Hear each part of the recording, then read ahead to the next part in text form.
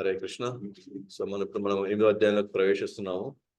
So 7 అధ్యాయాలు మనం పూర్తి చేసుకున్నాం. అని నేను చెప్పాను కదా, ఒక అధ్యాయానికి ఇంకో అధ్యాయానికి మధ్యలో ఒక లింక్ ఉంటుంది. భగవంతుడు వాస్తవానికి చెప్పాను, భగవంతుడు వరుసగా అధ్యాయాల ప్రకారం చెప్పు వెళ్ళదు భగవద్గీతని.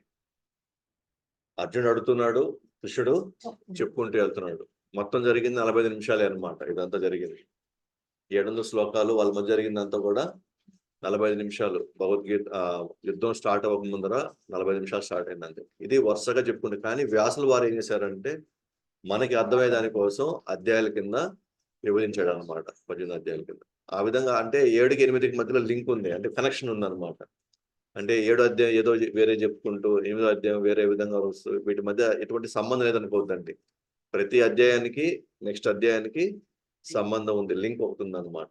అట్ల ప్రకారం మనం గమనిస్తే కనుక 7వ అధ్యాయంలో 29వ శ్లోకము 30వ శ్లోకం, అక్కడ ఎవరైతే జర మరణ మోక్షయ అంటే ముసల్తనం నుంచి మరణం నుంచి తప్పించుకోవడానికి లేదా పూర్తిగా విడుదల అవ్వడానికి వాళ్ళు కృష్ణుడే వచ్చి కోరుకుంటారు అనమాట. కానీ వాళ్ళ లక్ష్యం వచ్చి కృష్ణుడు ప్రేమ కాదు. వాళ్ళ లక్ష్యం ఏం కావాలా? ముసల్తనం నుంచి మరణం నుంచి, ఈ రెండింటి నుంచి వాళ్ళు బయటికి రావాలని వాళ్ళు. ఎందుకంటే వాళ్ళు అనుకుంటున్నారు, ఈ శరీరం అనేది నేను బాధపడుతున్నాను, ఈ ముసల్తనం వల్ల నేను బాధపడుతున్నాను, ఒకసారి నేను కానీ చనిపోతే ఇంకా నేను పూర్తిగా నేను విడుదలైపోతాను కదా, ఇంకా నాకు ఏ బాధలు ఉండవు కదా అనే ధ్యాసలో వాళ్ళు ఉన్నారనమాట. సో మీకు నేను ఒక ఉదాహరణ కూడా ఇచ్చాను. పెద్ద ఆవిడ కట్లు కొట్టుకుంటూ ప్రతిసారి వచ్చి ఆ కట్లు మూట పైకి పెట్టుకోలేక ప్రతిసారి కష్టాలకి నారాయణ నారాయణ అనగానే భగవంతుడు నిజంగా దర్శనం ఇచ్చాడు. సరే ఏమమ్మా ఏం బాధపడుతున్నావు చెప్పంటే, ఆ కట్టెల మూట నా మీద పెట్టాను అనమాట. అంటే ఆ ఉద్దేశం కట్టెలు కేవలం పైన పెట్టడానికి మాత్రమే భగవంతుని కోరుకున్నారు. అట్లా ఇక్కడ కూడా కొంతమంది సాధకులు ఏంటంటే కేవలం మరణం నుంచి ముసలి నుంచి బయటపడితే చాలనుకుంటారు. వాళ్ళు శాశ్వతంగా మనం కృష్ణుడు ప్రేమలో పొందాలి, కృష్ణుడు సేవలో నిరంతరంగా ఉండాలి, ఆయన లోకంలో మనం ఉండాలి అనేటువంటి ఆ ధ్యాసలో లేరు వాళ్ళు.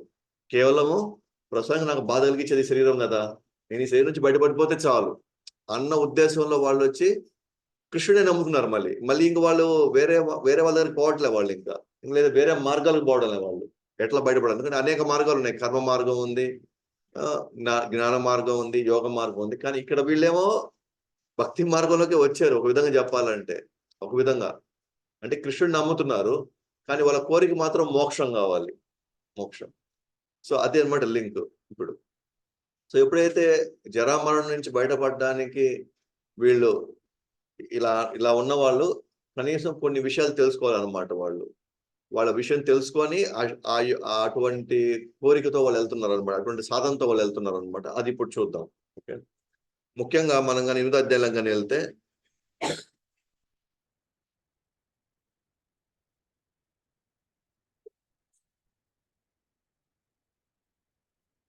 సో మొత్తము మనం గమనించి మనం ఇంతకుముందు చెప్పుకున్నాం కదమ్మా, 3 రకాల భక్తులు ఉన్నాయి.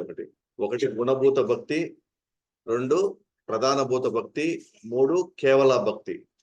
సో గుణభూత భక్తిలో ఏముంటుందంటే ఎక్కువ వాళ్ళ కర్మ వాసనలు, జ్ఞాన వాసనలు, యోగ వాసనలు ఎక్కువ ఉంటాయండి. ఆ విధి విధానాలు ఉంటాయి, కానీ భక్తి తక్కువ ఉంటుంది.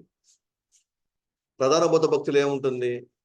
భక్తి ఎక్కువ ఉంటుంది, కానీ అక్కడ వాళ్ళు యోగ వాసనలు, కర్మ వాసనలు, జ్ఞాన వాసనలు వాడుకుంటారు, జ్ఞాన పద్ధతుల్ని వాళ్ళు వాడుకుంటారు.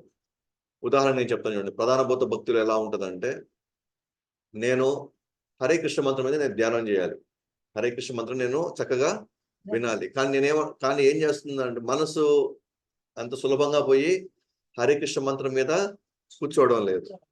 అప్పుడు నేనేం చేస్తున్నానంటే, నా మనసుని ఫస్ట్ నేను కంట్రోల్కి తీసుకురావాలి అంటే నేను కొద్దిసేపు నేను ప్రాణాయామ చేస్తాను, నేను కొద్దిసేపు నేను మామూలు ధ్యానం చేస్తాను అని దాన్ని కొద్దిగా వాడుకుంటున్నారు అనమాట. దేనికోసం? హరే కృష్ణ మంత్రం మీద ఫోకస్ చేయడం కోసం. వీళ్ళు ఏంటంటే వాళ్ళేం భక్తి మార్గంలో ఉన్నారు, ప్రధానంగా వాళ్ళు ఇది చేయాలనే ఉన్నారు, కానీ వాళ్ళు ఏంటంటే ఈ కర్మ లేకపోతే జ్ఞాన లేకపోతే యోగ పద్ధతుల్ని వాళ్ళు వాడుకుంటున్నారు. దీన్ని ఏమంటారంటే మన ప్రధానభూత భక్తి అంటారు.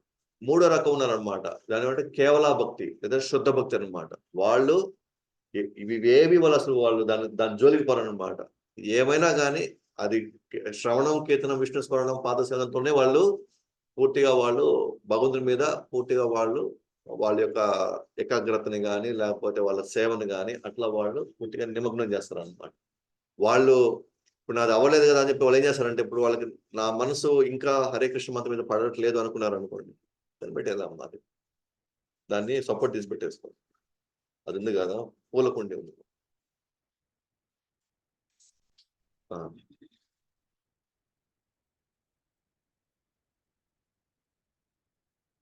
సో ఇప్పుడు వీళ్ళేం చేస్తారంటే, వాళ్ళకి కూడా ఫస్ట్ లో హరే కృష్ణ మంత్రం మీద మనసు లగ్నం కాల.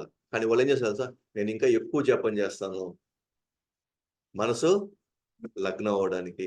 నేను అన్ని పనులు కూడా హరే కృష్ణ మంత్రం పాడుకుంటూనే ఉంటాను, నా మనసు మంత్రం మీద లగ్నం అవ్వడానికి. వీళ్ళేమో వీటిని ఏది వాళ్ళు ఉపయోగించుకోరు. వాళ్ళు ఏం చేసుకుంటారు, కృష్ణుడి మీదనే వాళ్ళ దృష్టి మొత్తం పెడతారు అన్నమాట. వీళ్ళు కేవల భక్తి, శుద్ధ భక్తిలో ఉంటారు. సో ఇప్పుడు ఒక విధంగా చెప్పాలంటే, ఇప్పుడు ఈ 6 అధ్యాయాల్లో 7 నుంచి 12లో 6 అధ్యాయాల్లో 7, 8 ఇంకా మిశ్రమ భక్తిలోనే ఉన్నాం మనం. ఏది ప్రధాన భూత భక్తిలో ఉన్నాం. ఒక విధంగా చెప్పాలంటే మొదటి 6 అధ్యాయాలు చూసారా, అది గుణభూత భక్తిలో ఉన్నాం. ఎందుకంటే ప్రధానంగా కర్మ గురించి, ప్రధానంగా జ్ఞానం గురించి ఉండింది కానీ ప్రధానంగా ఇక్కడ భక్తి గురించి ఎక్కువ మాట్లాడాల. శ్రవణం, కీర్తన, విశ్వస్మరణం గురించి ఎక్కువ మాట్లాడాల. ఫస్ట్ 6 అధ్యాయాలు మాత్రం గుణభూత భక్తిలో ఉన్నింది. ఇప్పుడు 7, 8 అధ్యాయాలు మాత్రం ప్రధాన భూత భక్తిలోకి వెళ్తుంది. 9వ అధ్యాయం మాత్రం శుద్ధ భక్తిలోకి వెళ్తుంది.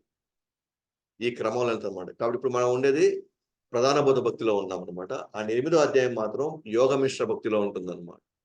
అంటే అతను యోగ సాధన వాడుకుంటున్నాడు అనమాట, అతనికి కావాల్సిన లక్ష్యాన్ని పొందడానికి. కానీ పోయి మళ్ళీ స్మరణ ఏమో కృష్ణ స్మరణ చేస్తాడు, కానీ యోగ పద్ధతుల్ని వాడుకుంటాడు అతను.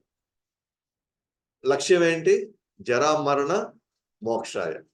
అది. సో అటువంటి వాళ్ళు ఎటువంటి సాధనలోకి వెళ్తారు, వాళ్ళ పద్ధతులు ఏంటి అని కృష్ణుడు ఇప్పుడు చెప్తారు అనమాట మనకి. కృష్ణుడు ఒక్క విషయం గురించే మాట్లాడటంలే, ఇక్కడ అనేక విషయాల గురించి మాట్లాడుతాడు అనమాట. అనేక అంశాల గురించి మాట్లాడుతాడు. ఎందుకు మాట్లాడుతున్నాడంటే, మనమందరం ఒకే దాన్ని ఎంచుకోం. మనకేం కావాలి, వెరైటీ కావాలి మనకి కదా. కాబట్టి ఇక్కడ ఉన్న వాళ్ళందరూ కూడా అందుకే చాలా మంది భగవంతుడు ఎందుకు ఇన్ని ఇచ్చాడు, ఒకటే ఇచ్చే సరిపోయినదా అంటే, మనం ఒకే సాంబార్ వండితే మనం తింటామా?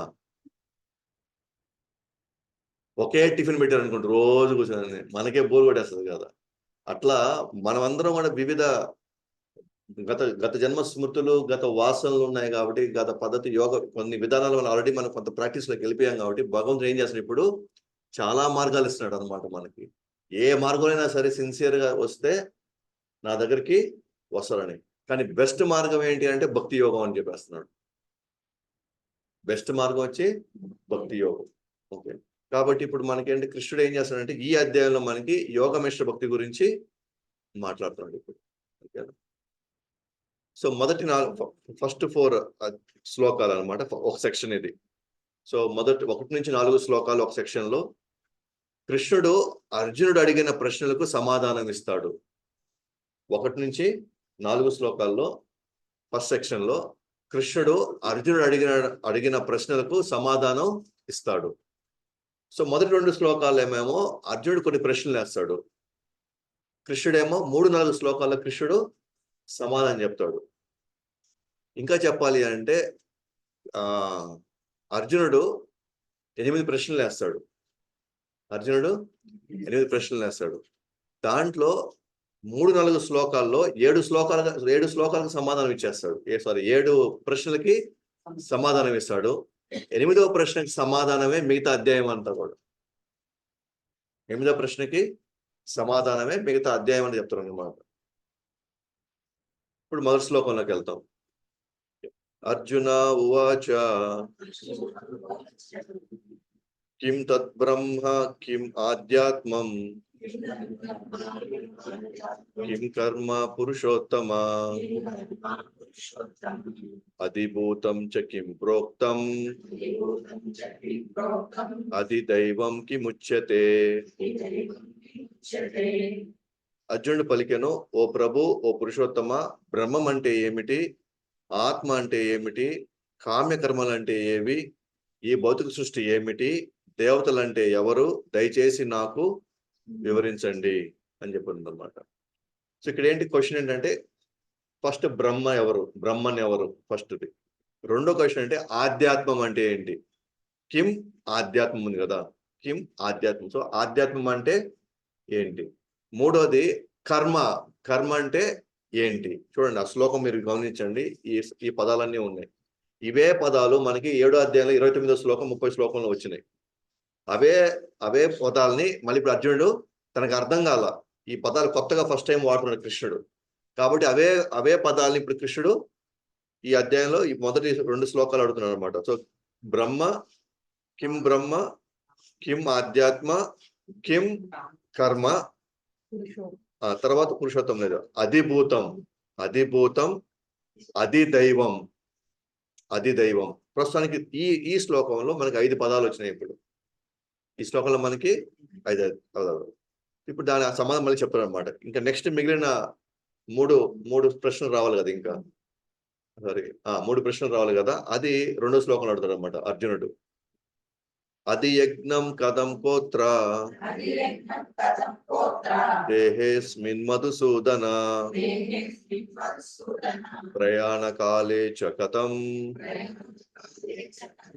జ్ఞేయోసి నియతాత్మభిః.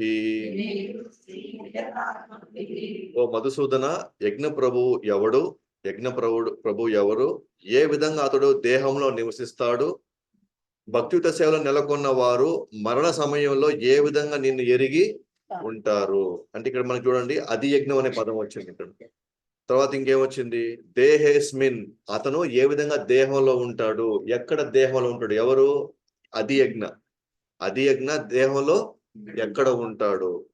లాస్ట్ క్వశ్చన్ ఏంటి, ప్రయాణ కాలేచ కం జ్ఞేయోసి, నిన్ను ఎలా గుర్తుపెట్టుకుంటారు, ఎప్పుడు, మరణ సమయంలో నిన్ను ఎలా గుర్తుపెట్టుకుంటారు వీళ్ళు. మానవ జన్మ యొక్క సార్థకత పరిపూర్ణం ఎప్పుడు అవుతుంది అంటే, మరణ సమయంలో మనం భగవంతుని తలుచుకోవడంతో. మనం తలుచుకోలేకపోతే మళ్ళీ మనం ఇంకో ప్రయాణం స్టార్ట్ చేయాల్సిందే. ఖచ్చితంగా మనం ఇంకో ప్రయాణానికి సిద్ధం కావాల్సింది. సో మొత్తం శంకరాచార్యులు కావచ్చు, మన రామానుజాచార్యులు కావచ్చు, మధ్వాచార్యులు కావచ్చు, ఆధ్యాత్మికమైనటువంటి ఈ పద్ధతుల్లో వీళ్ళ నిష్ణాతులు అనమాట, ఎక్స్పర్ట్స్ వీళ్ళు, ఈ ఆచార్యులు. కానీ వాళ్ళందరూ ఫోకస్ చేసేదంతా కూడా కదా, మరణ సమయంలో మనం యొక్క చింతన, మన చైతన్యం, అది మనం భగవంతుడి మీద పెట్టగలిగితేనే మళ్ళీ మనకి ఇంకొక జన్మ లేకుండా ఉంటుంది. శాశ్వతంగా మళ్ళీ మనం ఆయన ధామానికి వెళ్ళి నిరంతరమైనటువంటి ఆనందాన్ని మనం పొందవచ్చు. మనందరి యొక్క కోరిక ఒకటే, నాకు అనంతమైన ప్రేమ కావాలి, అనంతమైన ఆనందం కావాలి, శాశ్వతంగా ఉండాలండి.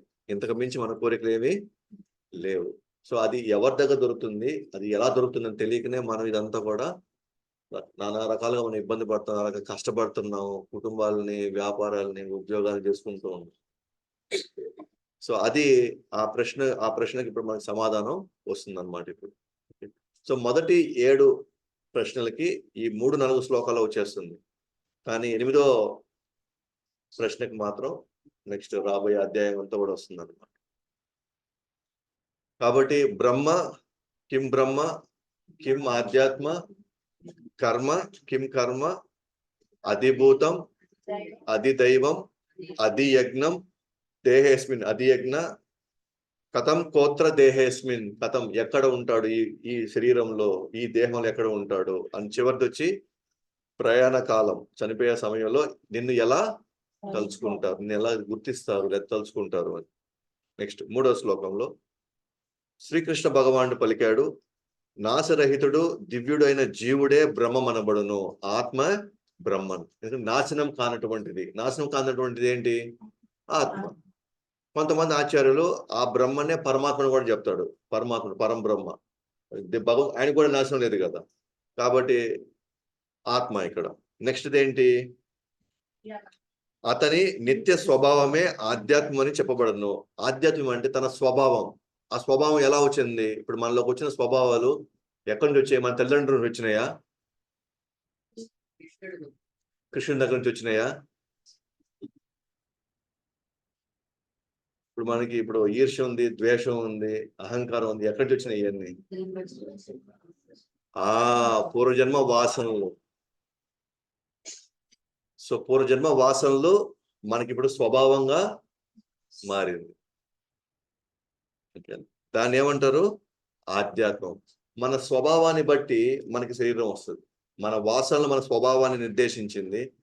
ఆ వాసనలే మన శరీరాన్ని కూడా నిర్దేశించింది. ఈ రోజు మనం పొట్టిగా ఉన్నా సరే, నల్లగా ఉన్నా సరే, పొడుగ్గా ఉన్నా సరే, అందంగా ఉన్నా సరే, వికృతంగా ఉన్నా సరే, మన యొక్క వాసనలే మనకి ఇటువంటి పరిస్థితికి దారితీసినాయి. మన వాసనలు బట్టే మన యొక్క పరిస్థితులు వస్తాయి, మన యొక్క శరీరం కూడా వస్తుంది. కాబట్టి ఇక్కడ నిందించేది ఎవరిని నిందించడానికి లేదు. నీ వల్ల నా జీవితం అయిపోయింది, నీ వల్ల నాశనం అయిపోయాను, అందువల్ల నిన్ను పెళ్లి చేసుకునేట్టు అయిపోయాను, అంత కానీ అయిపోయాం మేము.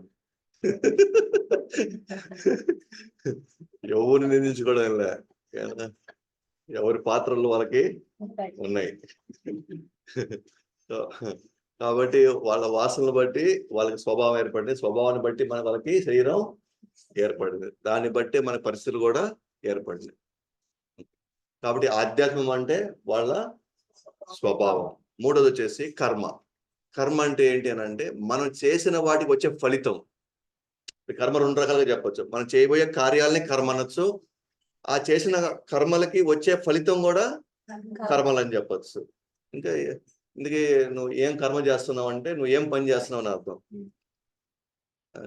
ఏం నీకు ఇటువంటి కర్మ నీకు ఇంత తగలడింది అనుకున్నప్పుడు ఏం దాని ఫలితం ఎలా వచ్చింది అని. సో రెండు. కానీ ఇక్కడ మాట్లాడేది మాత్రం మనకు వచ్చే ఫలితాన్ని, ఆ కర్మ గురించి మాట్లాడుతున్నాను అనమాట ఇక్కడ.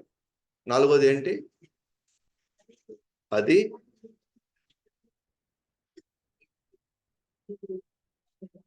అధిభూతము, అధిదైవము.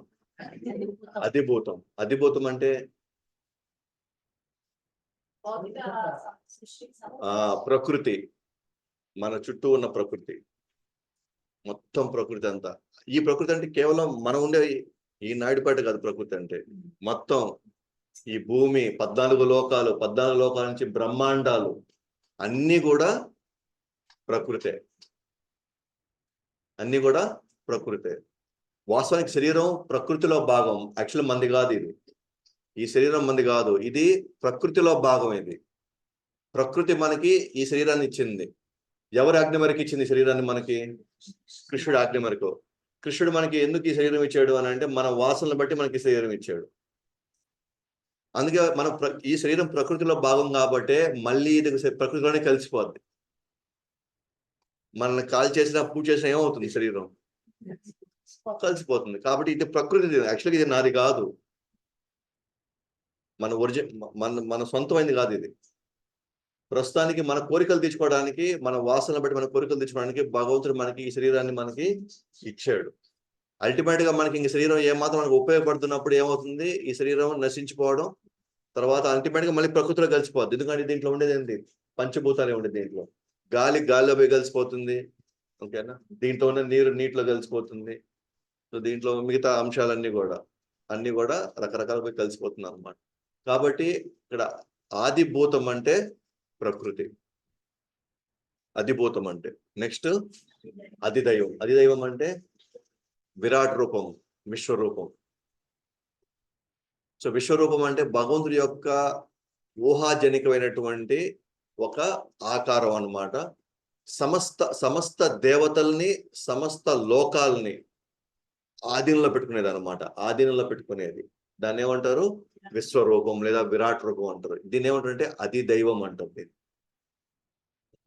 ఇక్కడ ఉన్న లోకాలన్నీ కూడా ఒక ఆకారాన్ని బేస్ చేసుకొని భగవంతుడి యొక్క ఊహాజనికమైన ఆకారంలో పెట్టుకొని 7 లోకాలు పైన, అంటే తల వచ్చేసి ఏంటి? సత్యలోకం అంటారు. భగవంతుడి యొక్క విరాట్ రూపం యొక్క తల సత్యలోకం. అట్లా ఒక్కొక్క లోకం పోయి అతల సుతల తలాతల పాతాల లోకాలు వచ్చి ఆయన యొక్క పాదాలు. అంటే ఇది ఒక స్ట్రక్చర్, ఒక ఫ్రేమ్ వర్క్ లాగా అనమాట. ఒక ఫ్రేమ్ వర్క్ కి ఈ మొత్తం లోకాలన్నీ కూడా ఫిక్స్ అయి ఉన్నాయి అనమాట. ఉదాహరణ మనకి ఈ బిల్డింగ్ కట్టే ముందర ఒక ఫ్రేమ్ వర్క్ వేస్తారు కదా, కమ్ములతో, ఏ గదులు ఎంతెంత రావాలా అని. ఆ తర్వాత కదా మనం సిమెంట్ అంతా వేసిన తర్వాత మనకి ఇది వస్తుంది. ఇప్పుడు ఇప్పుడు చూసా ఏం కనబడడం లే, కానీ లోపల ఏమున్నాయి? ఆ కమ్ములన్నీ ఉన్నాయి. అదే విధంగా భగవానుడి యొక్క విరాట్ రూపం మనకు కనబడదు, కానీ ఆ విరాట్ రూపంలో భాగంగానే ఇవన్నీ కూడా అమర్చబడ్డాయి అనమాట. ఈ లోకాలన్నీ కూడా దేవతల లోకాలు కావచ్చు, దేవతలు అంతా కూడా ఆ విధంగా వాళ్ళు ఫంక్షన్ అవుతారు అనమాట. దీన్ని ఏమంటారు? అది దైవం. నెక్స్ట్ అది యజ్ఞం. అది యజ్ఞం ఏమంటే పరమాత్ముడు, ప్రతి ఒక్కరి హృదయంలో ఉండేటువంటి పరమాత్ముడు. అది ఎవరైనా అది యజ్ఞం. కాబట్టి అల్టిమేట్ గా పరమాత్ముడు సాటిస్ఫై కావాలి లోపల. పరమాత్ముడు సాక్షిభూతంగా ఉంటాడు మనం చేసే మంచికి చెడుకి అన్నిటికీ కూడా. ఎవరు గమనించకపోయినా ఎవరు గమనిస్తున్నారు? పరమాత్ముడు. లైట్లు ఆఫ్ చేసేసి చీకట్లో ఉన్నా సరే మనం చేసే ప్రతి కార్యాన్ని సాక్ష్యం ఎవరు? పరమాత్ముడు. ఆ పరమాత్ముడు దేహంలో ఎక్కడ ఉంటాడు? హృదయ భాగంలో ఉంటాడు.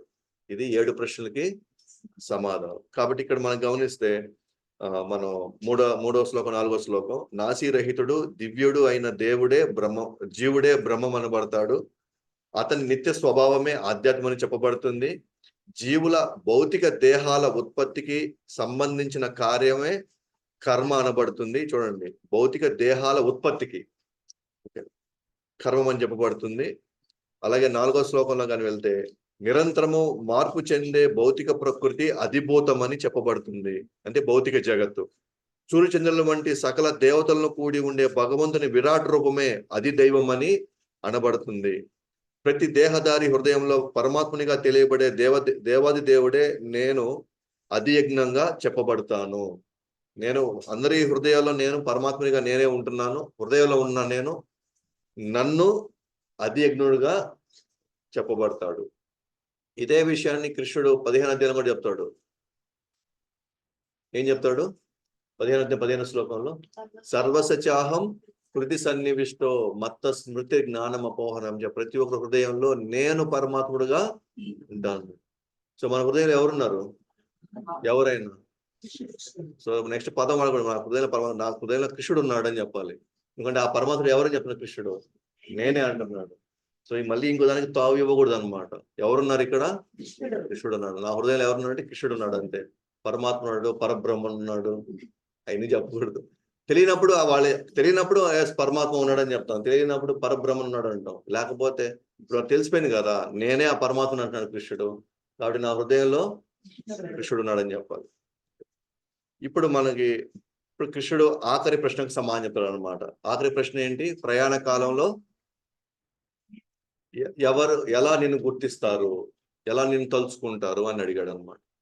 కాబట్టి నెక్స్ట్ సెక్షన్ 5-8లో ఈ సెక్షన్ లో మరణ సమయంలో కృష్ణుడిని స్మరించడం.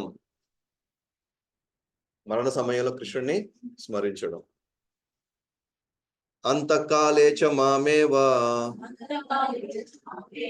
స్మరన్ ముక్త్వా కలేవరం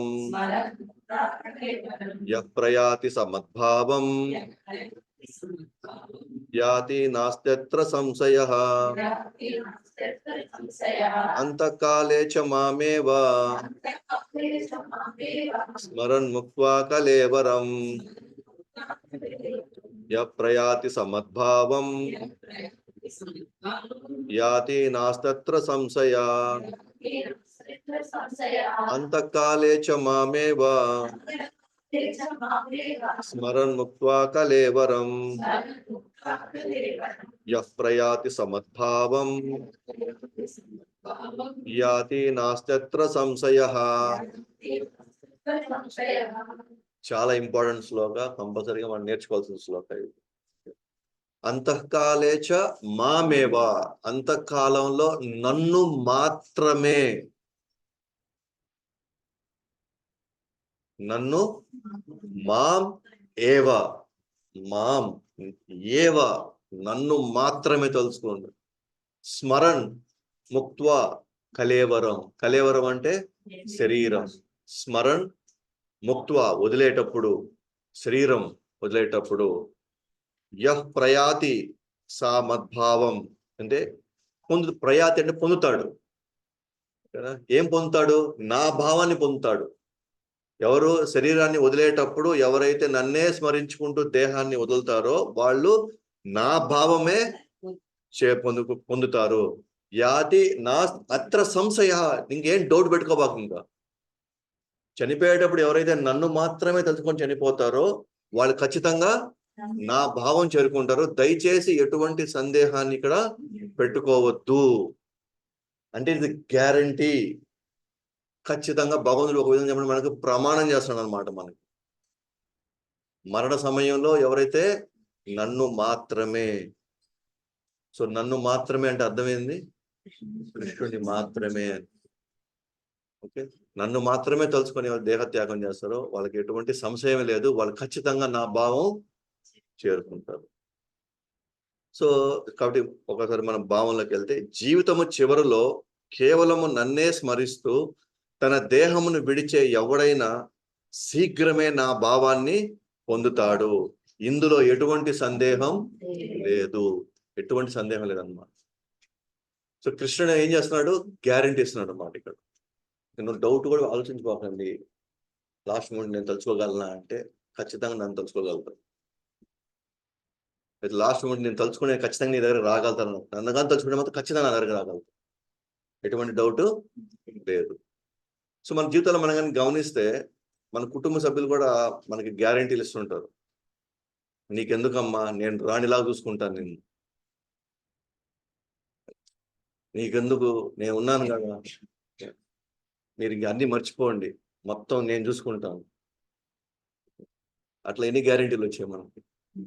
వచ్చాయి, చాలా గ్యారెంటీలు వచ్చాయా? కానీ ఆ గ్యారెంటీలు నిజంగా గ్యారెంటీయా? No guarantee. వాళ్ళకి నిజంగా అలా చూసుకోవాలనుకున్నా సరే పరిస్థితులు మారినాయి అనుకోండి, ఏం చేయగలుగుతారు? ఏం చేయలేరు. కానీ అదే కృష్ణుడు ఇక్కడ గ్యారెంటీ ఇస్తున్నాడు. ఇక్కడ కృష్ణుడు మనకి గ్యారెంటీ ఇస్తున్నాడు. కానీ విచిత్రం ఏంటంటే కృష్ణుడి గ్యారెంటీ నమ్మడం లేదు, కానీ ఇంట్లో మనుషుల గ్యారెంటీ మాత్రం నమ్మేస్తున్నాం, నమ్మేసి ఎక్స్పెక్టేషన్స్ పెట్టుకుంటున్నాం. అది జరగనప్పుడు మాత్రం లోపల ఆందోళన, లోపల బాధ, ఆవేశం అన్నీ కూడా, నేను నిన్నే నమ్మాను, నువ్వు ఏమన్నావు, అప్పుడు ఎంత మాట ఇచ్చావు, ఇప్పుడు ఎంత చేసేసావు,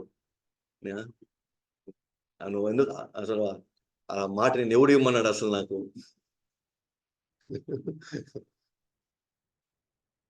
కానీ కృష్ణ అంటున్నాడు, మీరు కానీ నన్ను స్మరణ చేస్తే ఖచ్చితంగా నన్ను చేరుకుంటున్నాను. కృష్ణుడు ఆధీనంలో సమస్త లోకాలు ఉన్నాయి, సమస్త పరిస్థితులు ఉన్నాయి.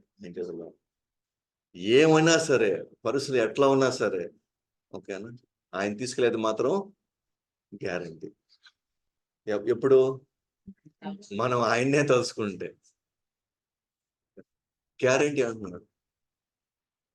సో గ్యారంటీ ఇచ్చే, ఇప్పుడు ఒకవైపు కృష్ణుడు గ్యారంటీ ఇస్తున్నాడు, ఇంకోవైపు మన వ్యాపారం చేసినప్పుడు మన యజమాని గ్యారంటీ ఇవ్వచ్చు, ఉద్యోగం చేసినప్పుడు ఆడు కూడా ఒక యజమాని గ్యారంటీ ఇవ్వచ్చు, ఇంట్లో లేదా సమాజంలో మన బంధువులు గ్యారంటీ ఇవ్వచ్చు, ఫ్రెండ్స్ గ్యారంటీ ఇవ్వచ్చు.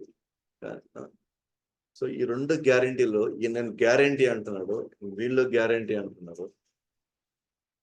మనం ఎవరి మాట ఎక్కువ నమ్మచ్చు? కృష్ణుడి మాట వినవచ్చు. అప్పుడు కృష్ణుడి మాట ఎక్కువ గ్యారంటీ అన్నప్పుడు అప్పుడు కృష్ణుడి కోసం మనం ఎంత సమయం కేటాయించాలి? అప్పుడు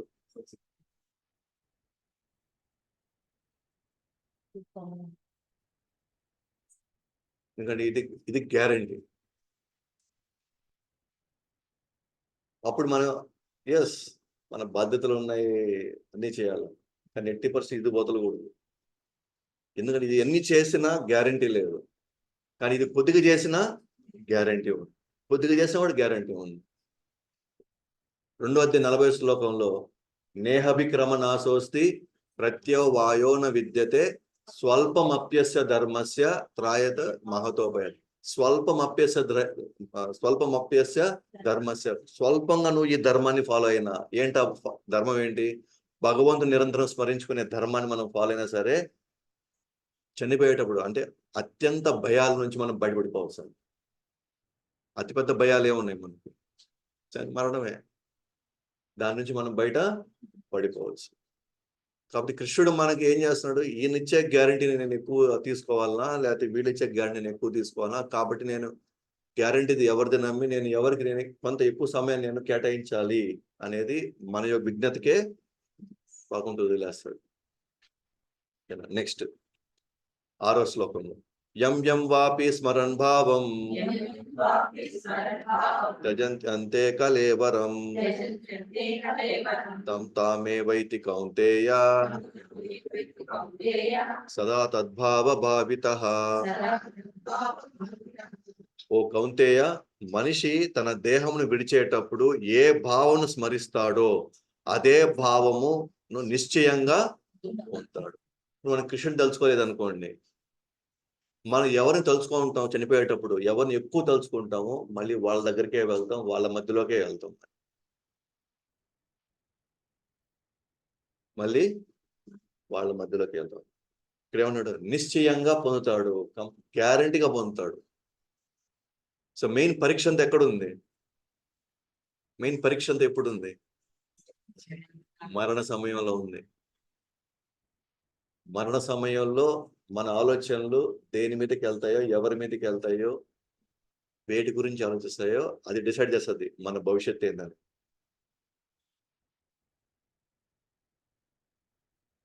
ఈ అవకాశం ఒక మానవులకు మాత్రమే ఈ అవకాశం ఉంది. జంతు జన్మల్లో ఆల్రెడీ డిసైడెడ్ అది.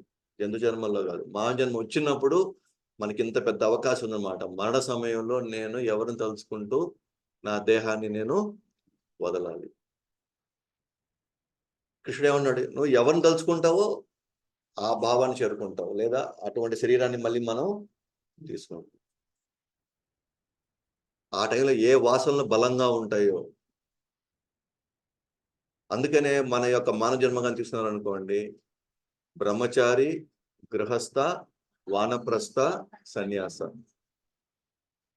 సో గృహస్థ జీవితం అయిన వెంటనే బ్రహ్మచారిగా జీవితం స్టార్ట్ చేసిన వ్యక్తి తర్వాత గృహస్థుడు అవుతున్నాడు. గృహస్థుడు అయిన తర్వాత అన్ని అన్ని వ్యాపారాలు, బాధ్యతలన్నీ కూడా ఇంకా మా పని అయిపోయింది, ఇదిగో నాయన తీసుకొని నీకు పెళ్లి చేసేసాము, ఇదిగో ఇంకా నువ్వు నీ నీ బాధ్యత, నీ జీవితం మేము నేర్పించాల్సింది నేర్పించాము, చేయవలసింది మేము చేసాం. కాబట్టి నెక్స్ట్ ఎక్కడికి? వానప్రస్థం. వానప్రస్థం అంటే ఏంటి? కుటుంబం గురించి ఏం ఆలోచించకుండా కేవలం భగవంతుడి గురించి ఆలోచించేటువంటి ఒక సమయం అని. ఆ తర్వాత ఇంకా ఉండి భార్య ఒప్పుకొని ఎస్ నేను సన్యాసం చేద్దాం అంటే భర్త లేదా మగ వ్యక్తి సన్యాసం తీసుకుంటారు. ఇది కాలక్రమం అన్నమాట. ఇది ఒక వర్ణాశ్రమ ధర్మంలో క్రమం అన్నమాట. అంటే ఆ సమయంలో ఎవరి గురించి ఎక్కువ ఆలోచించేటువంటి స్థితి, ఒక ప్రణాళిక, ఒక వ్యూహం ఉంది. అది మనకి వర్ణాశ్రమ ధర్మం ఇస్తుంది. ఎందుకని అది ఇస్తుంది? మనకి మరణ సమయంలో మన కుటుంబ సభ్యులు ఎవరు గుర్తు రాకూడదు. ఎవరు గుర్తు రావాలి? కృష్ణుడు గుర్తు రావాలి. అందుకని ఒకప్పుడు వన్స్ ఇది అయిపోయిన తర్వాత తీర్థయాత్రలకు వెళ్ళిపోతే వాళ్ళు మళ్ళీ తిరిగి రారు ఇంకా ఇంటికి. అటు పోయిన వాళ్ళు ఇంకా అటే వెళ్తారు, భగవంతు మీద ఆధారపడిపోతారు. ఏమైనా కానీ ఇంకా మళ్ళీ ఇంటికి పోయేదానికి అవకాశం. ఎందుకంటే నెక్స్ట్ దానికి రెడీ అవ్వాలి నెక్స్ట్. సో భాగవతంలో ఇదే విషయాన్ని ఒకసారి విదురుడు తను యుద్ధంలో పాల్గొనకుండా తాను తీర్థయాత్రలకు వెళ్తాడు. సో పెద్ద స్టోరీలోకి వెళ్ళను. మొత్తానికి మైత్రేయ మునిని కలుస్తాడు. మైత్రేయ ముని 3వ స్కందం, 4వ స్కందం, 5వ స్కందం ఇవి చెప్పుకుంటే అక్కడ అన్ని కూడా ఆయన ఏం చెప్తారంటే రాజులు ఏ విధంగా వాళ్ళు ఆఖరి వాళ్ళ సమయాల్లో వాళ్ళ యొక్క బాధ్యతల్ని కొడుకులకి అప్పచెప్పేసి వాళ్ళు ఏ విధంగా వాళ్ళు వానప్రస్థానికి వెళ్ళారో ఆ ఘటనలన్నీ వస్తాయన్నమాట. అవన్నీ కూడా మన మైత్రేయ ముని విదురుడు చెప్తారు అనమాట.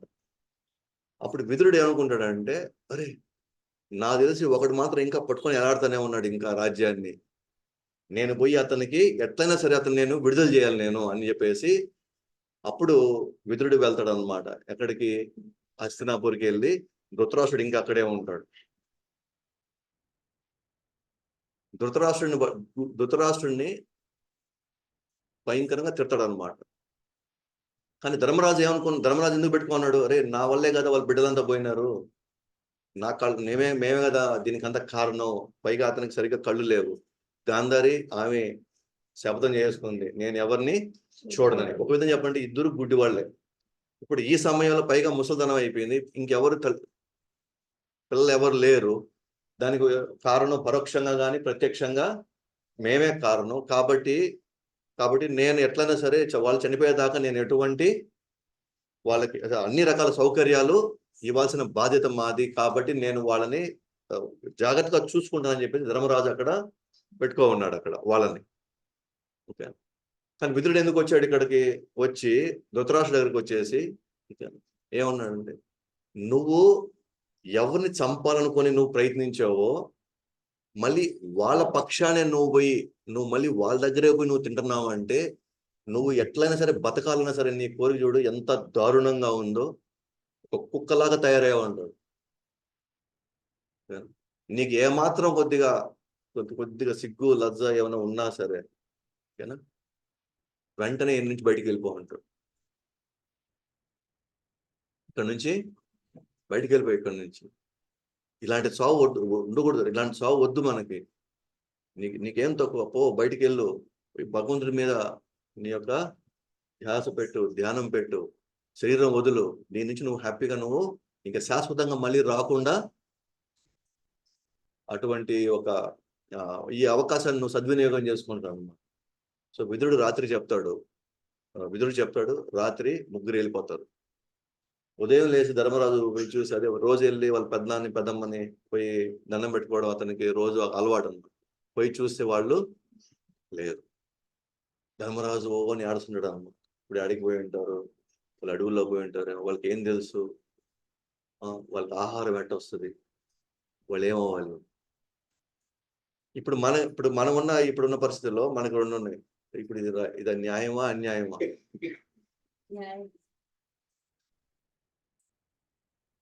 ఇది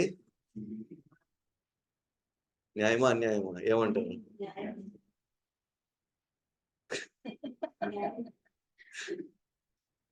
ఎంతమంది అంటున్నారు న్యాయం అని? అన్యాయం అని ఎంతమంది అంటున్నారు?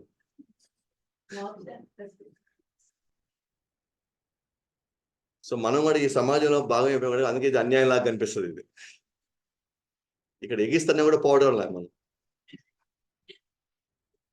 ఓకేనా? మనల్ని విపరీతంగా మనం తిట్టినా అవమానించినా కూడా మనం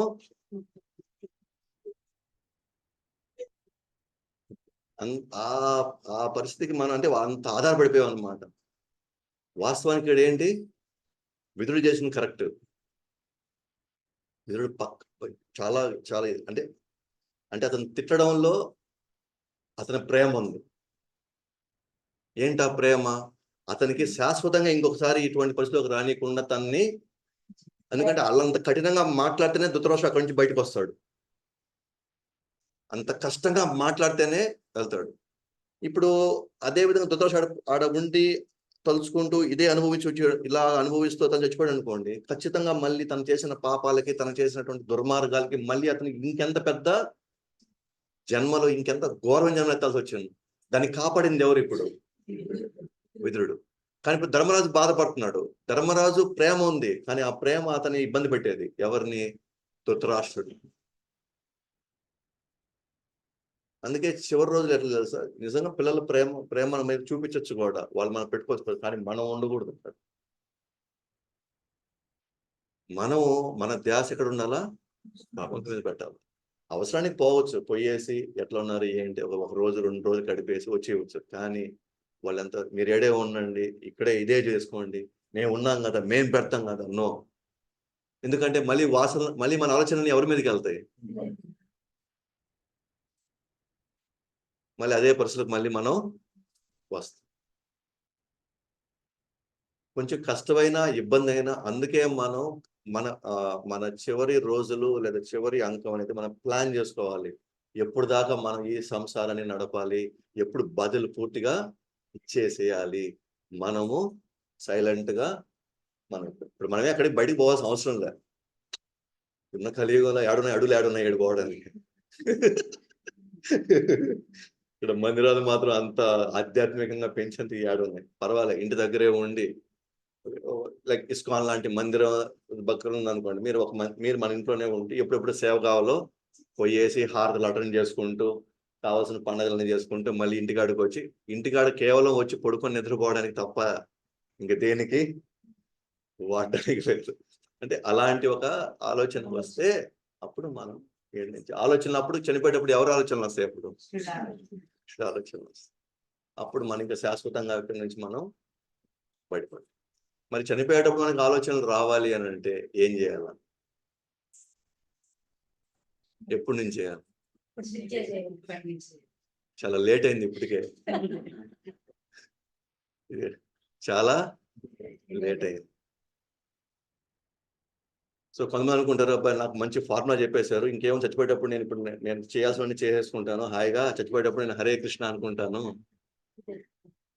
హ్యాపీగా వెళ్ళిపోతాను అనుకుంటాను. ఆ మరణ సమయంలో మనకి ఆలోచనలు రావాలంటే కృష్ణుడు చెప్పినమాట 7వ శ్లోకంలో ఏం చేయాలి?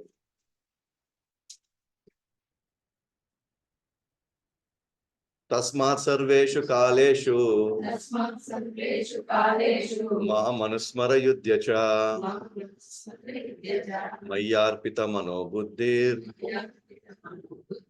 మమే వైశ్యస్య సంశయః.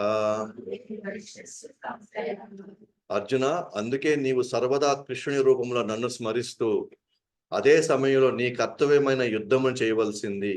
నీ కర్మలను నాకు సమర్పించి నీ మనోబుద్ధులను నా యందు స్థిరముగా నిలిపి నీవు నిస్సందేహముగా నన్ను పొందగలవు.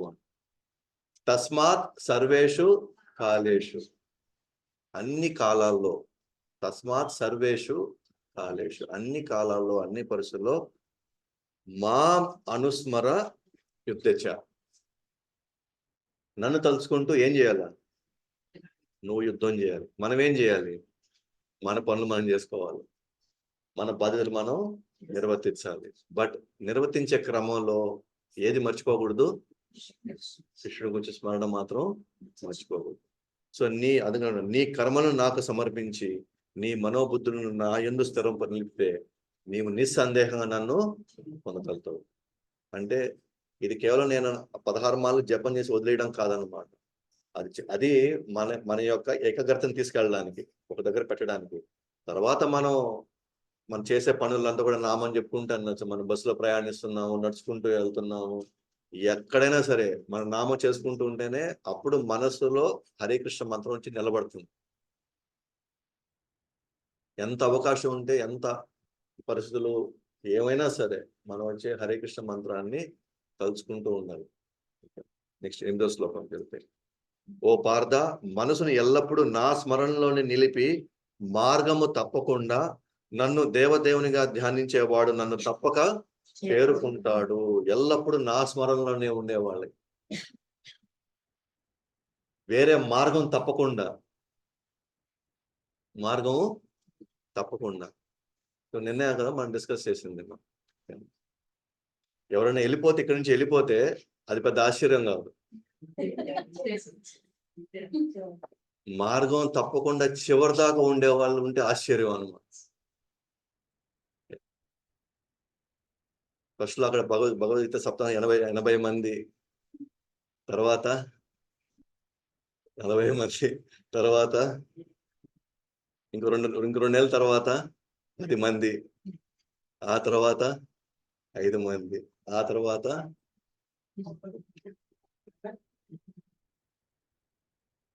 మార్గం తప్పకుండా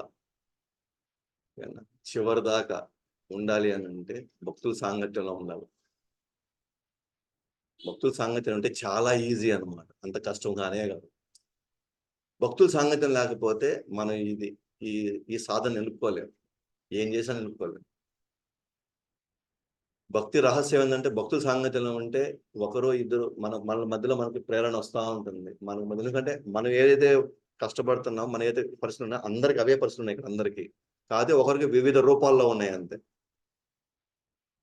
ఎగ్జాక్ట్గా నా కష్టం మీకు ఉండకపోవచ్చు, అలాగే మీలాంటి కష్టం నాకు ఉండకపోవచ్చు. కానీ ఏదో ఒక కష్టంలో అందరూ ఏదో ఒక మదంలో చింతనలో ఉన్నారు. అప్పుడు మనం మనకంటే ముందున్నటువంటి భక్తుల్ని వాళ్ళ సహాయం తీసుకున్నాం అనుకోండి. ఎందుకంటే వాళ్ళు అదే మార్గంలో 10 అడుగులు ముందే వేస్తున్నారు. అంటే వాళ్ళు ఇవన్నీ ఫేస్ చేస్తున్నారు అనమాట. అయితే వాళ్ళేంటంటే క్రమం తప్పకుండా దీన్ని అట్లాగే ముందుకు తీసుకెళ్లారు కాబట్టి, ఈరోజు దాన్ని ఎట్లా డీల్ చేయాలో తెలుసు. ఆ కష్టం వచ్చినా సరే దాన్ని ఏ విధంగా ఆలోచించాలి. ద ద ఆ పరిస్థితి మనకి ఎందుకొచ్చింది, మనం ఏ భావనలో దాన్ని ఆలోచించాలనేది వాళ్ళకి అర్థమైపోయింది. అందుకే వాళ్ళేంటంటే హరే కృష్ణ మంత్రాన్ని మాత్రం, సేవను మాత్రం వాళ్ళు వదలరు. అందువల్ల ఇది చివరి దాకా వెళ్ళడం అనేది చాలా చాలా కష్టం. అందుకే కొంతమంది ఇప్పుడు వస్తారనమాట. వచ్చినప్పుడు జనరల్‌గా అంటారు. ప్రభుజీ, మాది ఎలా ఉన్నారు అని. భలే ఉన్నాం, బాగున్నాం అని. జపం చేస్తున్నారా? చేయడంలా. అది బాలేరైతే. జపం చేపితే బాలేరు. ఇప్పుడు కొంతమందొస్తారు. ఎలా ఉన్నారు ప్రభు? ఎలా ఉన్నారు మాతాజీ అంటే, ఏం బాలేము ప్రభు. జపం చేస్తున్నారా? చేస్తున్నాం ప్రభు. పర్వాలేదు. కొంత సమయమే బాగైపోతుంది అంతా. అంతా బాగైపోతుంది. సో, బాగున్నాము అంటే భౌతికంగా బాగున్నామని గాదు. లేదా ఇల్లు గడిచిపోతుందని గాదు బాగున్నామంటే. ఆధ్యాత్మికంగా బాగున్నామా లేదా అనేది పాయింట్.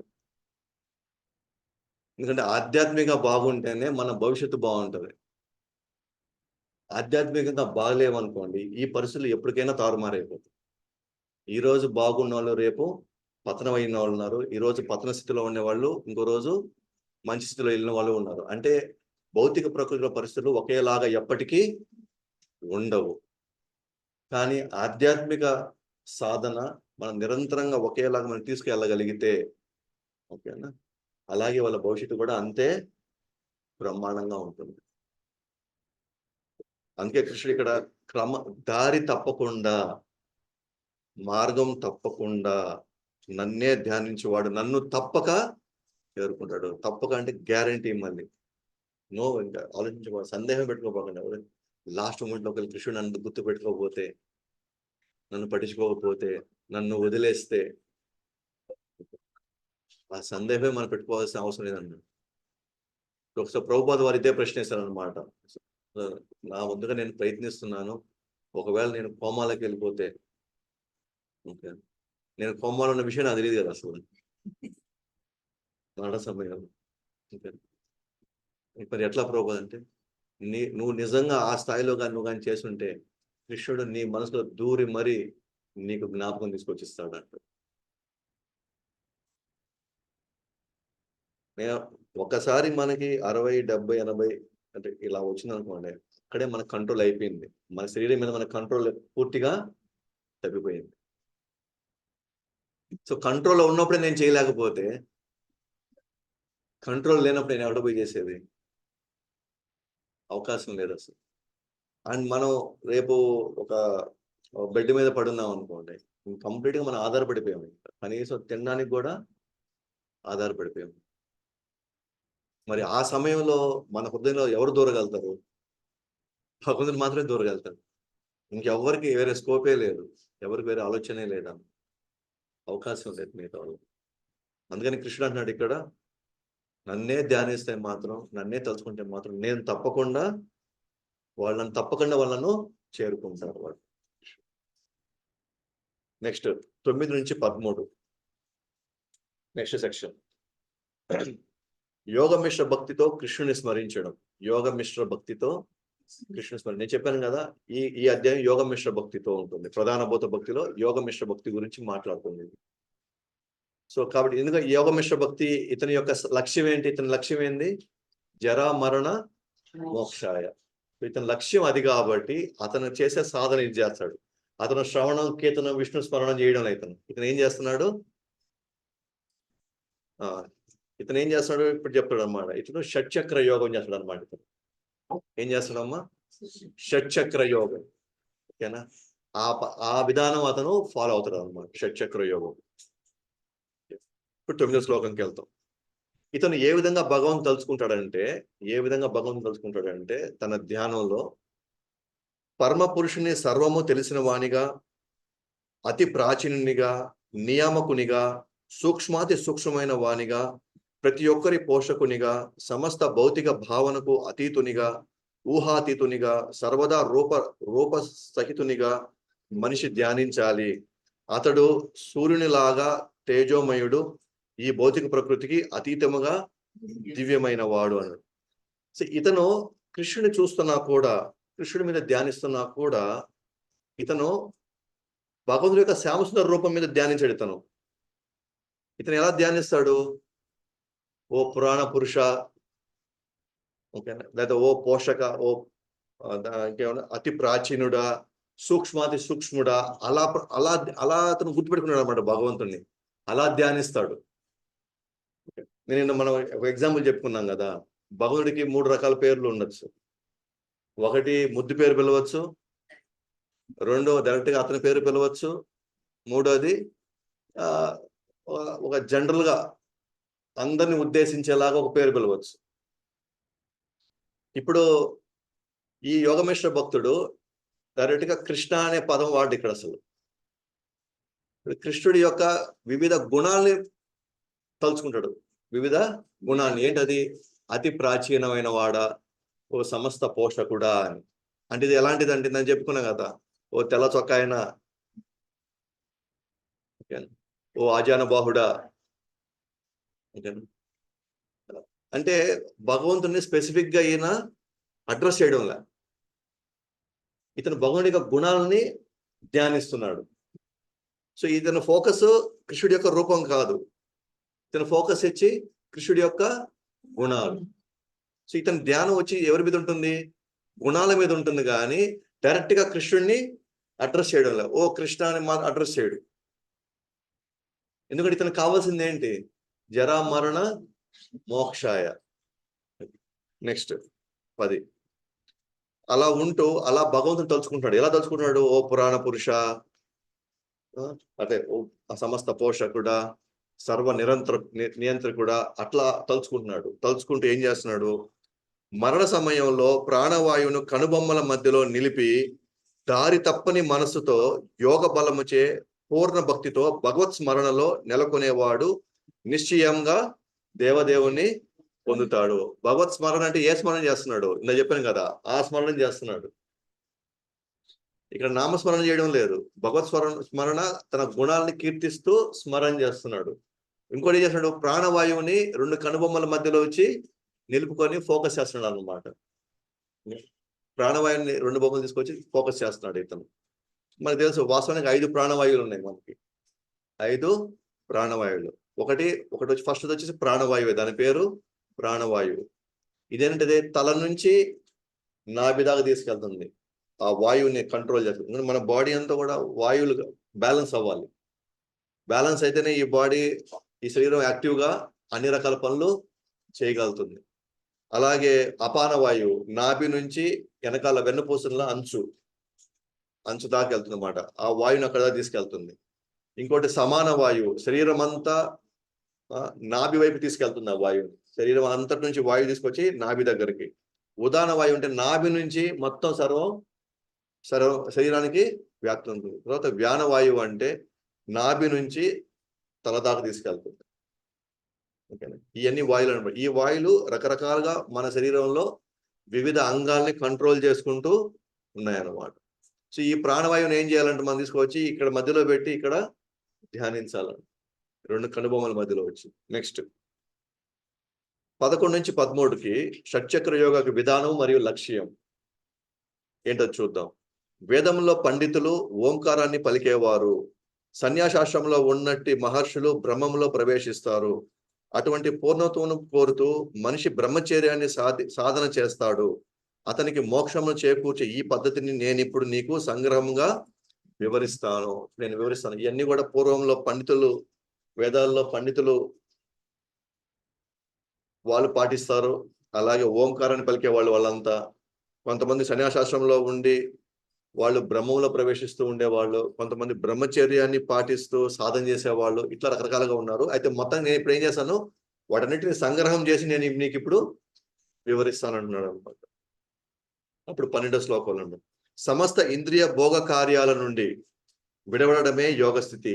అన్ని ఇంద్రియ ద్వారాలను మూసివేసి మనస్సును హృదయంలోను ప్రాణవాయువును శీర్షాగ్రమ పైన నిలిపి మనిషి యోగంలో స్థితుడవుతాడు. అంటే ఈ ప్రాణవాయువుని మొత్తాన్ని అంటే ఎటువంటి రంధ్రాల్లోంచి, ఇంద్రియ రంధ్రాలు ఉన్నాయి కదా, నవరంధ్రాలు కదా, ఎక్కడి నుంచి బయటికి పోనీయకుండా ఆ 6 మొత్తం షట్చక్రాలు, మొత్తం 6+1 మొత్తం 7 చక్రాలని దానికి శక్తిని ఇస్తూ, ఇదంతా కూడా అది నిజంగా చెప్పాలంటే దీనికి పెద్ద పెద్ద సాధకులు ఉంటారన్నమాట. వీళ్ళంతా కూడా హిమాలయాలు ఇంకేనా పెద్ద పెద్ద పెద్ద వాళ్ళు ఏమంటారు, ఏకాంత స్థలాల్లో, పుణ్యక్షేత్రాల్లో, పెద్ద పెద్ద అడవుల్లో అలా చేసుకుంటుంటారు అన్నమాట. సో వీళ్ళు ఆ చక్రాలని తిప్పి తిప్పి తిప్పి ఫైనల్ గా ఎటువైపు నుంచి ప్రాణవాయువు బయటకు పోనీయకుండా వాళ్ళు ఏం చేస్తారంటే ఈ సహస్ర చక్రం నుంచి బయటికి రావాలన్నమాట. ఇక్కడ కానీ బయటికి కానీ వస్తే వాళ్ళు ఇంక మళ్ళీ తిరిగి రారన్నమాట. ప్రాణవాయువుని మిగతా రంధ్రాల నుంచి బయటికి పోనీయకుండా దాన్ని పూర్తి కంట్రోల్లో బ్రహ్మరంధ్రం అంటారు, దాన్ని సహస్ర చక్రం అంటారు. ఓకే, ఉండే చక్రాలు చెప్తాను మీకు. అంటే ఇక్కడ నుంచి స్టార్ట్ వెన్నెపూస కింద నుంచి మూలాధార చక్రం, స్వాదిష్టాన చక్రం, మణిపూర చక్రం, అనాహట చక్రం, విశుద్ధ చక్రం, ఆజ్ఞా చక్రం, సహస్ర చక్రం. ఇట్లా వరుసగా దాన్ని తీసుకెళ్తారు అన్నమాట. తీసుకుని వెళ్ళి ఇక్కడి నుంచి వెళ్తారు. మీరు గమనిస్తే ఒకసారి చనిపోయిన వాళ్ళు కానీ గమనిస్తే కొంతమంది కళ్ళు తెరిచి చనిపోతుంది. అంటే ప్రాణం అటు పోయింది అనమాట. అంటే ఈ రంధ్రాల నుంచి బయటికి వచ్చేసింది. కొంతమంది నోరు తెరిచేస్తారు, నోట్లో నుంచి బయటకు వచ్చేసింది. సో వీళ్ళందరూ మళ్ళీ తిరిగి రావాల్సిందే. ఓకేనా? కాబట్టి ఇది ప్రత్యేకంగా వాళ్ళు సాధన చేస్తారు అనమాట. వాళ్ళు వాళ్ళ ప్రాణవాయువుని సహస్రం నుంచి బయటికి తీసుకొచ్చేలాగా ఈ మొత్తం వాయువులన్నీ, మొత్తం రంధ్రాలన్నీ కూడా వాళ్ళు బిగబట్టేస్తారు అనమాట. ఇక్కడ నుంచి ఏది బయటికి వానీరు. ముఖ్యంగా హఠయోగం అంటారు కదా, యమ, నియమ, ఆసన, ధ్యాన. సో వాళ్ళందరూ ఏం చేస్తారంటే ఈ విధంగా మొత్తాన్ని వాళ్ళు కంట్రోల్ చేసుకొని ఈ విధంగా వాళ్ళు చేస్తారు. దీని ఏమంటే షట్చక్ర యోగం అంటుంది దీన్ని. సో యోగ మిశ్ర భక్తిలో ఎవరైతే జరామరణ మోక్షాయ అని పొందాలనుకుంటున్నారో వాళ్ళు ఏ విధానం ఫాలో అవుతున్నారు? ఈ షట్చక్ర యోగాన్ని ఫాలో అవుతున్నారు. మత్ముడులో ఈ యోగ సాధన నెలకొని అక్షరాల దివ్య సమూహమైన పవిత్ర ఓంకారాన్ని జపించిన తర్వాత మనిషి దేవదేవుడైన నన్ను తలచి తన దేహమును త్యజిస్తే నిశ్చయంగా ఆధ్యాత్మిక లోకాలని పొందుతాడు. ఇతను ఏం చేస్తాడంటే ఓంకారాన్ని చేస్తాడు. మనం చెప్పుకున్నాం కదా నిన్న, ఓంకారం అంటే భగవుడి యొక్క శబ్దం అంతే. ఆయన్ని స్పెసిఫిక్ గా మనం ఆయన్ని అడ్రస్ చేయడం లేదు, ఆయన మనం పిలవడం లేదు. ఆయన మనం పిలవాలంటే ఏ పేరుతో పిలవాలి? కృష్ణ అని పిలవాలి. ఇంకా ఆయన్ని బాగా తెలిసిన ఏ పేరుతో పిలవాలి? నందనందన అని పిలవాలి, యశోద నందన పిలవాలి. కానీ ఇక్కడ ఏమని తలుచుకున్నాడు ఆయన? ఇక్కడ ఈ శ్లోకంలో ఏమని తలుచుకుంటున్నాడు? ఓంకారం తలుచుకుంటున్నాడు. అంటే ఎక్కడ కూడా భగవంతుడి మీద, కృష్ణుడి యొక్క రూపం మీద కానీ, కృష్ణుడి యొక్క నామం మీద కానీ ఎక్కడ ఫిక్స్ కావట్లేదు. ఎందుకంటే తన యొక్క లక్ష్యం వేరుగా ఉంది. కాబట్టి జరామరణ మోక్షాయకి పొందాలన్న వాడు ఈ సాధన చేసుకొని బయటికి వెళ్తాడు. నెక్స్ట్ అయితే ఇప్పుడు మనం వివరించుకున్నాం కదమ్మా, ఇది కష్టమా సులభమా? ఏమంటున్నారు? కష్టమా సులభమా చెప్పండి. మాతో సులభం అంటాం, నాతో చాలా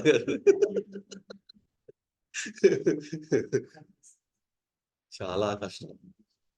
మన కల్లో కూడా ఊహించుకోకూడదు ఇవన్నీ. మనం దీనికి ఏ మాత్రం ఇంకా అర్హత కూడా పొందలేమ్మా. ఇప్పుడున్న వయసులో, ఇప్పుడున్న పరిస్థితుల్లో మన అర్హత కూడా పొందలేమ్మా. కానీ కృష్ణుడు చూడండి ఏమంటున్నాడు, నేను సులభంగా ఎలా లభిస్తానని చెప్తున్నాడు చూడండి కృష్ణుడు. నేను సులభంగా ఎలా లభిస్తాను, భక్తి మార్గంలో నేను మీకు ఎంత సులభంగా లభిస్తానో 14 నుంచి 16 చెప్తున్నాడు కృష్ణుడు. కాబట్టి 14 నుంచి 16 నెక్స్ట్ సెక్షన్ లో శుద్ధ భక్తితో కృష్ణుడిని స్మరించడం. శుద్ధ భక్తితో కృష్ణుని స్మరించడం. అనన్యః చేతా సతతం యో మాం స్మరతి నిత్యసః తస్యాహం సులభః పార్థ నిత్యయుక్తస్య యోగినః.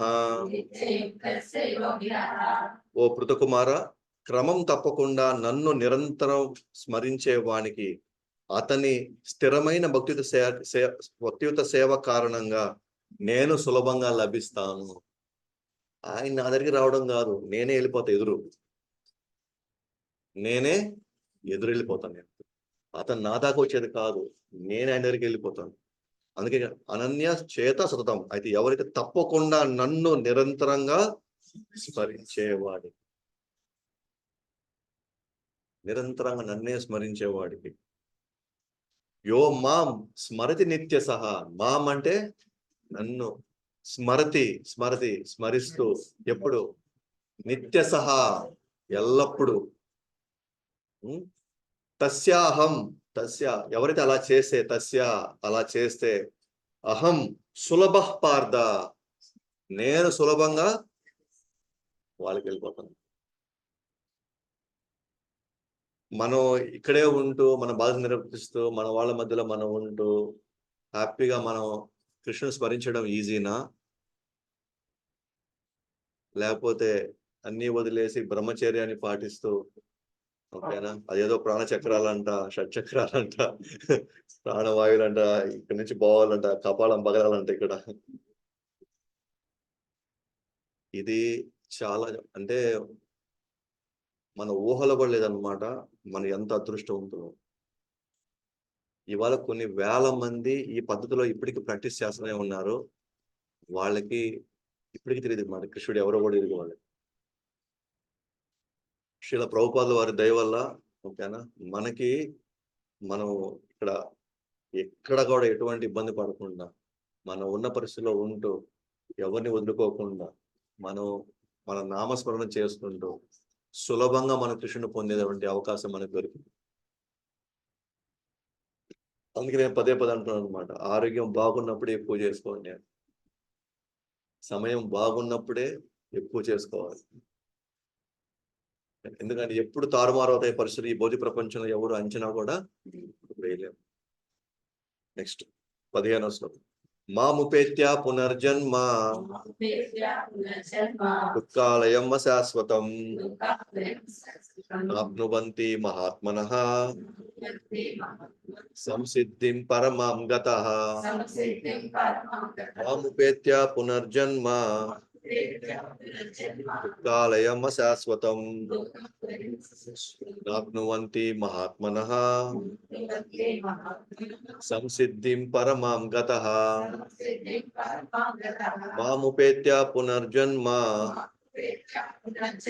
దుఃఖాలయం శాశ్వతం ఆప్నువంతి మహాత్మనః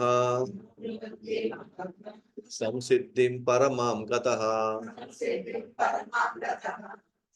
భక్తి యోగులైన మహాత్ములు నన్ను పొందిన తర్వాత మహోన్నతమైన పూర్ణత్వమును బడిసిన కారణంగా దుఃఖపూర్ణమైన ఈ తాత్కాలిక జగత్తుకు ఏనాడు వాళ్ళు తిరిగి రారు. ఎందుకంటే వాళ్ళు ఎక్కడ చేరుకున్నారు? నన్ను పొందేశారు వాళ్ళు. ఎట్లా పొందారు వాళ్ళు నన్ను? భక్తియుత సేవ చేత, నిత్య స్మరణ చేత వాళ్ళు నన్ను పొందేశారు. కాబట్టి వాళ్ళు ఇంకా మహోన్నతమైన పరిపూర్ణం సాధించేశారు. ఇంకా ఎందుకంటే మన 7వ అధ్యాయం 3వ శ్లోకం ఏం చెప్పినాం? ఫస్ట్ దశ ఏంటి? ఆత్మ సాక్షాత్కారం. ఆ తర్వాత కృష్ణుడిని చేరుకోవడం. ఇప్పుడు భక్తి యోగంలో మనం ఆలోచించడంలే, నేను ఎప్పుడు ఆత్మసాక్షాత్కారం ఎప్పుడు పొందాలా ఆలోచించడంలే. మనం వస్తున్నాం, కృష్ణుడు సేవ చేసుకున్నాం, మనం వస్తున్నాం, కృష్ణుడు స్మరణ చేసుకున్నాం, కృష్ణుడి గురించి వింటున్నాం. అంటే మనం నెక్స్ట్ స్టేజ్ ఏమి ఉండదు. ఏది? ఆత్మసాక్షాత్కారం స్టేజ్ ఏమి ఉండాల్సిన అవసరం కూడా లేదు. డైరెక్ట్ గా మనం కృష్ణుడు స్మరించుకుంటూ ఆటోమేటిక్ మనం మహాపూర్ణత స్థితిలోకి వెళ్ళిపోతున్నాం. మనం ఆత్మసాక్షాత్కారం పొందడం మాత్రం పూర్ణత స్థితి. ఇది ఉన్నతమైన పూర్ణత్వం. ఇది పొందేశాడు కదా. ఇది పొందిన తర్వాత ఇంక అతను దుఃఖాలయమైనటువంటి అశాశ్వతమైన ఈ లోకానికి మళ్ళీ ఇంక తిరిగి రావాల్సిన అవసరం లేదు. మనం చెప్పుకున్నాం కదా భగవద్గీత సప్తాహంలో, ఈ జగత్తుని ఏమంటారు? దుఃఖాలయం, అశాశ్వతం. సో తయారు చేసిన వ్యక్తి కృష్ణుడు చెప్తున్నాడు, ఇది దుఃఖాలయం, ఇది ఇక్కడ మనకు దుఃఖాలు తప్ప ఏమీ ఉండదు. ఎంత ఆనందం కోసం ప్రయత్నించినా మళ్ళీ మనకు దుఃఖాలే వస్తాయి. ఏది చేసినా ఇక్కడ అశాశ్వతంగానే ఉంటుంది, ఏది శాశ్వతంగా ఉండదు అని చెప్పేసి తయారు చేసిన వ్యక్తి చెప్పేశాడు. అయితే ఇక్కడ మళ్ళీ తిరిగి రాకూడదు అనుకుంటే ఏం చేయాలా? నిరంతరం కృష్ణుడిని స్మరించుకోవాలి. కాబట్టి అది చేరుకునేశారు కాబట్టి వాళ్ళు మళ్ళీ తిరిగి రావాల్సిన అవసరం లేదు. కృష్ణుడు వాళ్ళని మహాత్ములు అంటున్నాడు. వాళ్ళని కృష్ణుడు మహాత్ముడు అంటున్నాడు. నెక్స్ట్ 16లో ఇంకా కృష్ణుడు ఏమంటాడు, ఇప్పుడు ఆధ్యాత్మిక లోకాల గురించి, భౌతిక లోకాల గురించి ఇప్పుడు కృష్ణుడు చెప్పబోతున్నాడు అనమాట. ఆధ్యాత్మిక లోకాల యొక్క స్వభావం ఏంటి, భౌతిక లోకాల యొక్క స్వభావం ఏంటి అని చెప్తున్నాడు ఇప్పుడు మనకి. చూస్తాం ఇప్పుడు. సో 16 శ్లోకంలో, భౌతిక జగత్తులోని అత్యున్నత లోకం నుండి అధమ లోకం వరకు అన్ని నిరంతర జన్మ మృత్యులు కలిగే దుఃఖమయ ప్రదేశాలే. కానీ ఓ కుంతిపుత్ర, నా లోకానికి చెందిన వాడు తిరిగి జన్మించాడు. అంటే భౌతిక జగత్తులో చాలా బ్రహ్మాండాలు ఉన్నాయన్నమాట. బ్రహ్మాండాలు అంటే నీటి బుడగల్లాగా అనుకోండి. ఒక్కొక్క బుడగ వచ్చి ఒక బ్రహ్మాండం అనుకోండి. ఒక బ్రహ్మాండంలో 14 లోకాలు ఉన్నాయి. 14 లోకాల్లో అత్యంత ఉన్నత లోకం వచ్చి బ్రహ్మలోకం, అత్యంత అధమ లోకం వచ్చి పాతాళ లోకం. అంటే 7 స్వర్గలోకాలు అంటే ఉన్నత లోకాలు ఉన్నాయి, 6 నరక లోకాలు ఉన్నాయి, మధ్యలో ఉండేది భూమి. మొత్తం ఎన్ని లోకాలు? 14 లోకాలు. ఇప్పుడు మనం ఎక్కడున్నాము? భూమి మీద ఉన్నాం మనం. పైన 7 లోకాలు, కింద 6 లోకాలు ఉన్నాయి. సో మొత్తం ఇక్కడ నుంచి మన ఈ 14 లోకాలు ఏ లోకానికి పోయినా ఏం జరుగుతుంది? మళ్ళీ తిరిగి రావాల్సిందే భూమి మీదకి. కానీ ఈ బ్రహ్మాండాన్ని దాటి ఎవరైతే నా లోకానికి వస్తారో వాళ్ళు మాత్రం తిరిగి మళ్ళీ తిరిగి రావాలి. అంటే బ్రహ్మాండంలో ఉన్నత లోకాలకు పోయినా కూడా అక్కడ కూడా జన్మ మృత్యువులు ఆడ కూడా ఉన్నాయి. ఆడ మళ్ళీ మనం తిరిగి వచ్చేస్తాం. మనం దేవతలను కానీ పూజిస్తే దేవతల లోకాలకి వెళ్తాం. దేవతల లోకాలు ఏ లోకాలు అవి? ఒక విధంగా స్వర్గ లోకాలు అవి. ఆ స్వర్గ లోకాల్లో మన పుణ్యం క్షీణించిన తర్వాత మళ్ళీ ఎక్కడికి వస్తాం? మళ్ళీ భౌతిక లోకాలకు రావాల్సింది. అందుకే కృష్ణుడు దేవతను పూజిస్తే దేవతల లోకాలకి వెళ్తారు, నన్ను పూజిస్తే నా లోకానికి వస్తారు. దేవతను పూజిస్తే దేవత లోకాలకి వెళ్ళినా మళ్ళీ మనం తిరిగి భూమి మీదకి రావాల్సిందే. బట్ నా లోకానికి వచ్చిన వాళ్ళు మనం తిరిగి రారు. కాబట్టి ఇప్పుడు కృష్ణుడు నెక్స్ట్ 17 నుంచి 22 శ్లోకంలో భౌతిక జగత్తు గురించి ప్లస్ ఆధ్యాత్మిక జగత్తు గురించి ఇప్పుడు మాట్లాడుతాడు అన్నమాట. వాడి స్వభావం చెప్తాడు.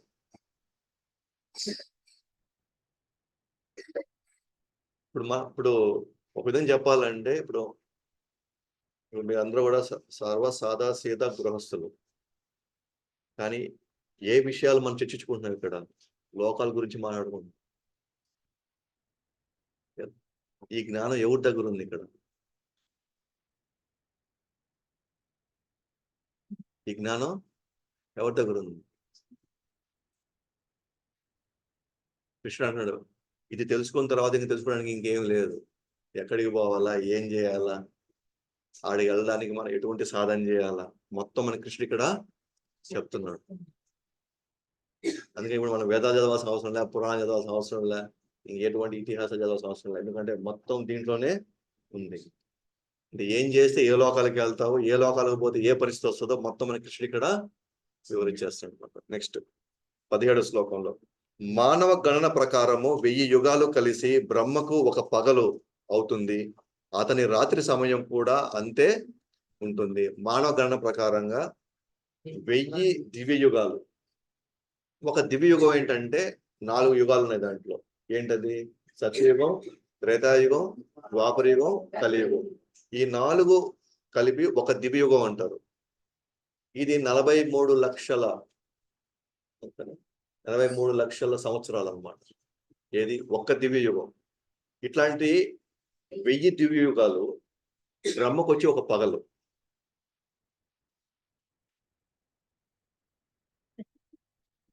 బ్రహ్మకు వచ్చి ఒక పగలు. అట్లా 1000 యుగాలు ఆయన రాత్రి ఉంది. మళ్ళీ ఇది భగవానుడు ఇది బ్రహ్మకి 24 గంటలు. ఇది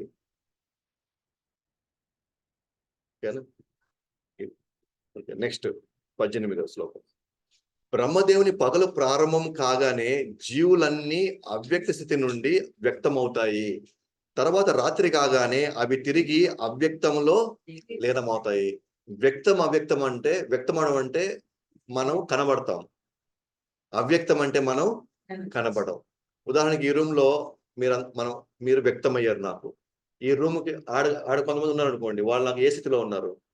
అవ్యక్త స్థితిలో ఉన్నారు. ఇప్పుడు మీరు ఈ రూమ్ నుంచి వెళ్ళిపోయారు అనుకోండి, మీరు కూడా అవ్యక్త స్థితిలో ఉన్నారు. అంటే కృష్ణుడు ఏమంటున్నాడు ఇక్కడ? బ్రహ్మదేవుని ఒక పగల సమయంలో ఆయన 1000 దివ్య యుగాల్లోనే మన ఈ డ్రామాలన్నీ ఆడతాం అన్నమాట. ఇక్కడ అంటే అనేక లోకాల్లో తిరుగుతూ అనేక రూపాల్లో, అంటే జంతువులు కావచ్చు, పక్షులు కావచ్చు, లేకపోతే తిరుగుతూ ఉంటాం అన్నమాట. ఆయనకి రాత్రి కాగానే అందరూ వెళ్ళి గర్భదక్ష యొక్క గర్భంలోకి వెళ్ళిపోయేసి మళ్ళీ నిద్రపోతాం అనమాట. 1000 యుగాలు, దివ్య యుగాలు అట్లా. మళ్ళీ ఆయన పగలు కాగానే మళ్ళీ ఏమవుద్ది, మళ్ళీ యాక్టివ్గా మళ్ళీ చేస్తా ఉంటాం. ఇట్లాగా కొన్ని వేల యుగాలు మనం తిరిగి జరుగుతూ ఉందన్నమాట ఇట్లా. అయితే మనం కానీ గమనిస్తే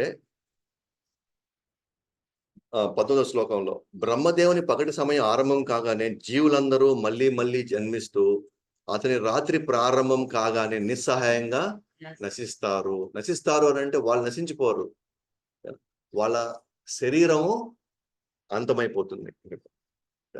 అంటే వాళ్ళ పాత్రలు వాళ్ళు ఇంకా పోషించరు. వాళ్ళు ప్రస్తుతానికి దాని నిద్రావస్థలో ఉంటారు అనమాట. వాళ్ళు నిద్రావస్థలో ఉంటారు. ఎవరు వాళ్ళు మనమే.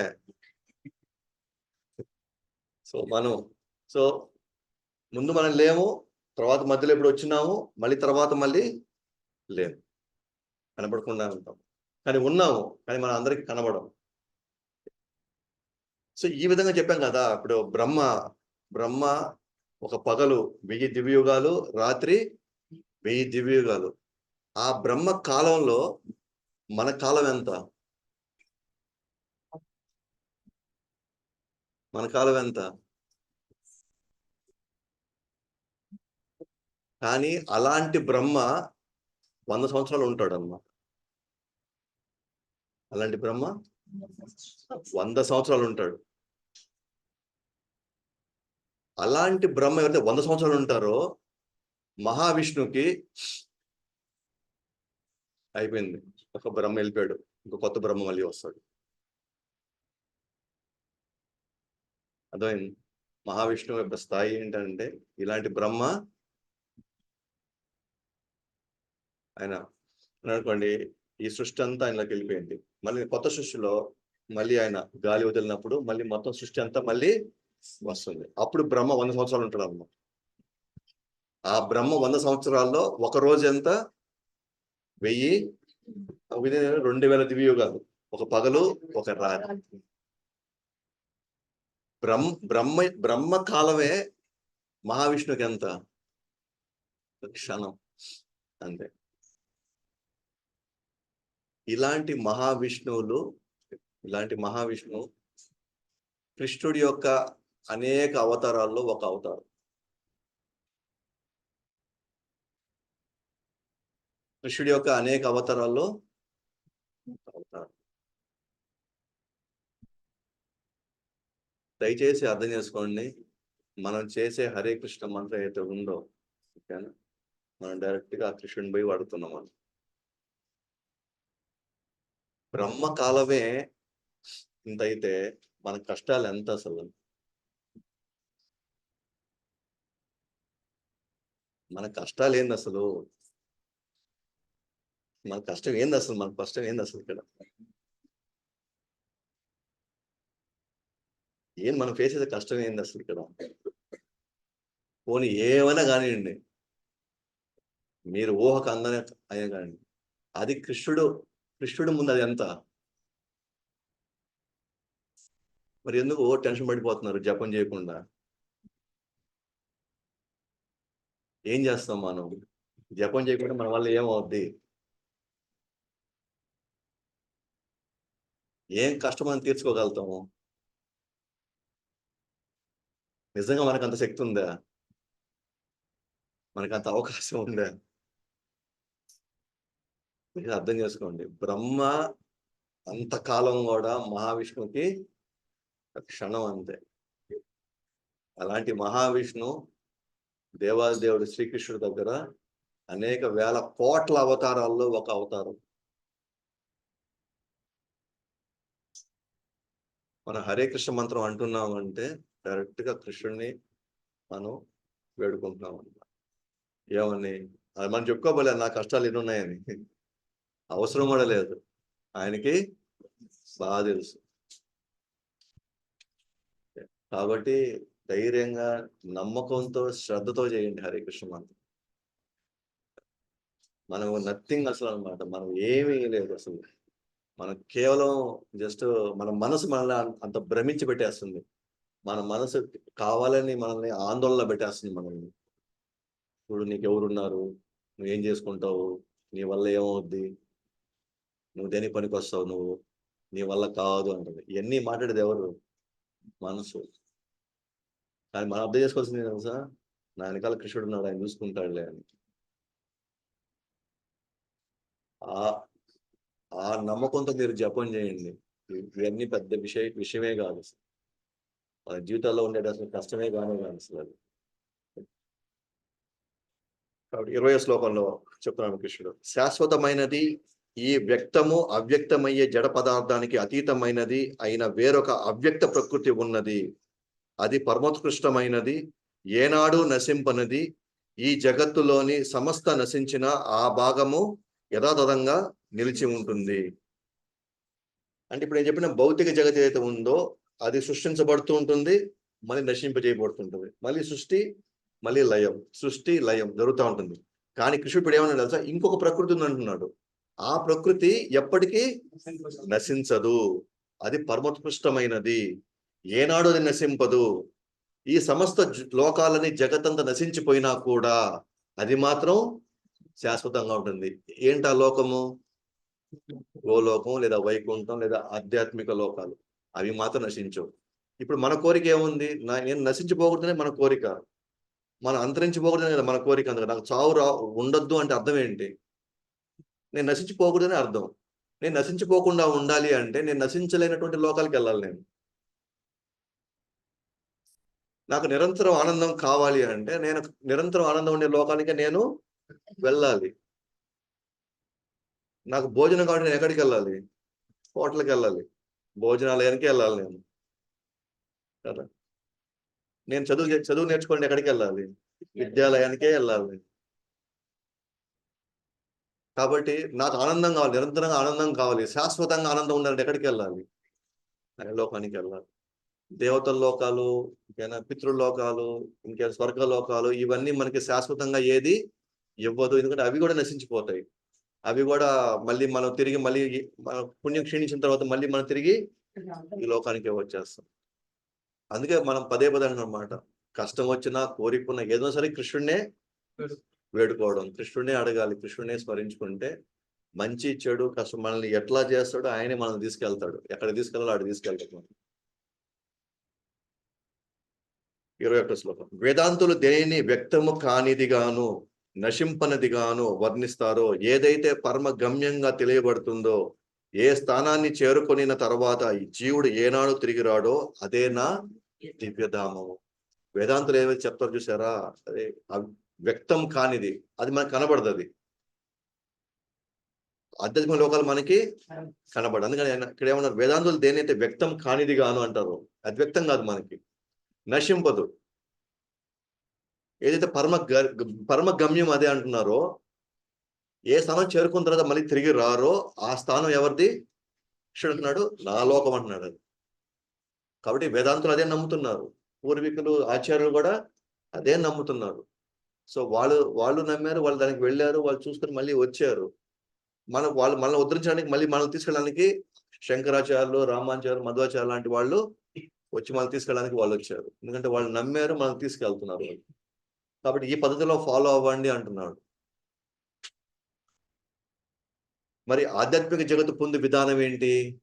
అది 22వ శ్లోకం చెప్తున్నాను అనమాట. మరి ఆ లోకం పొందాలంటే ఏం చేయాలా? 22వ శ్లోకం చెప్తున్నాను అనమాట.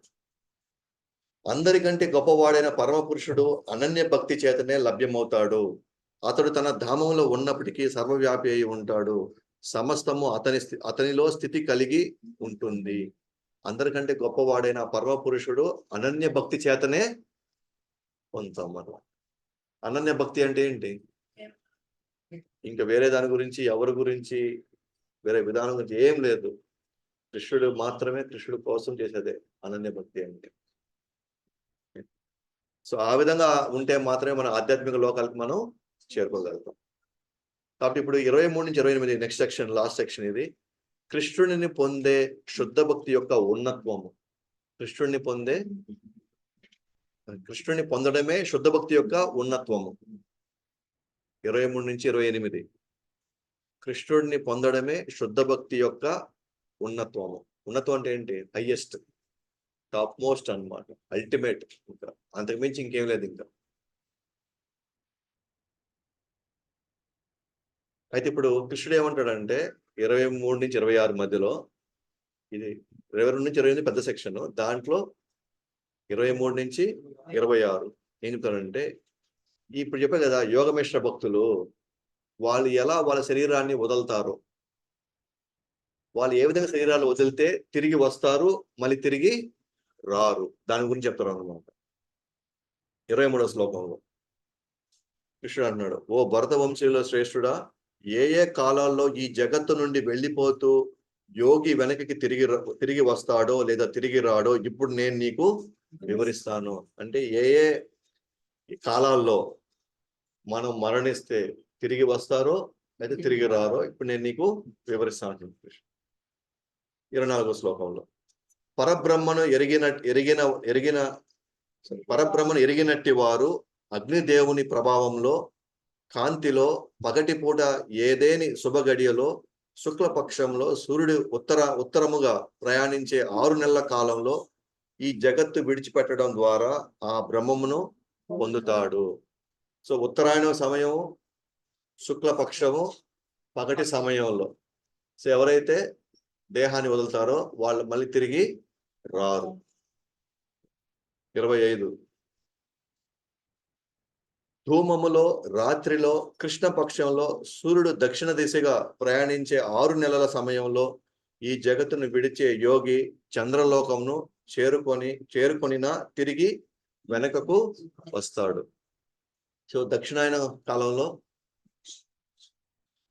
కృష్ణపక్షము సాయంత్రం నుంచి రాత్రి పూట చనిపోయే వాళ్ళు మాత్రం మళ్ళీ తిరిగి వస్తారు. ఒకరేమో వెలుగు మార్గంలో వెళ్తున్నారు, సూర్యుడు మార్గంలో, ఇంకోరేమో చంద్రుడి వైపు వెళ్తున్నారు.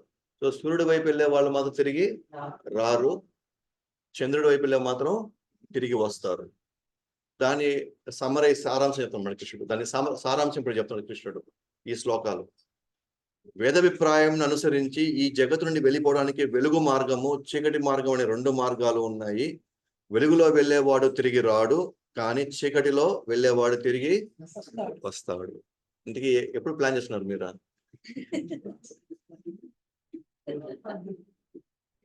ఎప్పుడు ప్లాన్ చేసుకున్నారు అమ్మా? ఎప్పుడు ప్లాన్ చేసుకున్నారు? ఏం ప్రభు, ఎప్పుడు ప్లాన్ చేసుకున్నారు మీరు? అదే రాకుండా ఎప్పుడు ప్లాన్ చేస్తున్నారు? చనిపోవడం ఉదయం ప్లాన్ చేసుకున్నారు అయితే? ఏమ్మా ఎప్పుడు ప్లాన్ చేస్తున్నారు?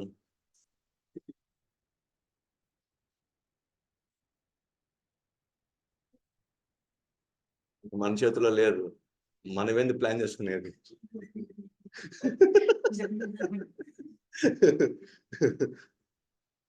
ఎవరిస్తారు గ్యారెంటీ? ఇక్కడ ఉత్తరాయణలో చచ్చిపోవాలి, దక్షిణంలో చచ్చిపోవాలి, పగలు రాత్రి అని. కానీ యోగమిశ్ర భక్తులకు ఆ ఛాన్స్ ఉంది. వాళ్ళు చేసే సాధనకి వాళ్ళు ఎప్పుడు కావాలంటే అప్పుడు వాళ్ళు నిర్ణయించుకోవచ్చు ఎప్పుడు వెళ్తారు, ఎప్పుడు వెళ్ళగలరు. ఇప్పుడు అనుకోబాకండి, అనవసరం యోగమిశ్ర భక్తి చేసుకున్నా బాగున్నాం,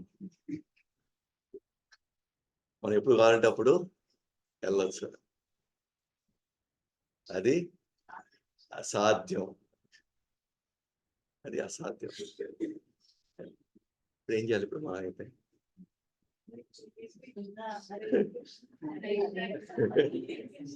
కృష్ణ కృష్ణ హరే హరే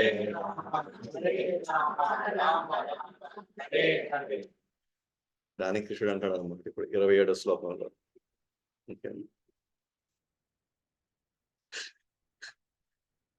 కృష్ణుడు 27వ శ్లోకంలో, ఓ అర్జున, భక్తులు ఈ 2 మార్గాలను ఎరిగినప్పటికీ ఏనాడు వాళ్ళు మోహితులు కారు.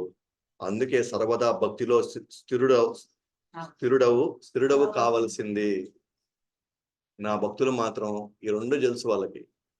ఎప్పుడు చచ్చిపోతే ఎటువంటి పరిస్థితికి వెళ్తావో 2 తెలుసు, కానీ వాళ్ళు మోహంలో పడరు, దాని మీద అంత పెద్ద భయపడరు, ఆందోళన చెందరు వాళ్ళు అసలు.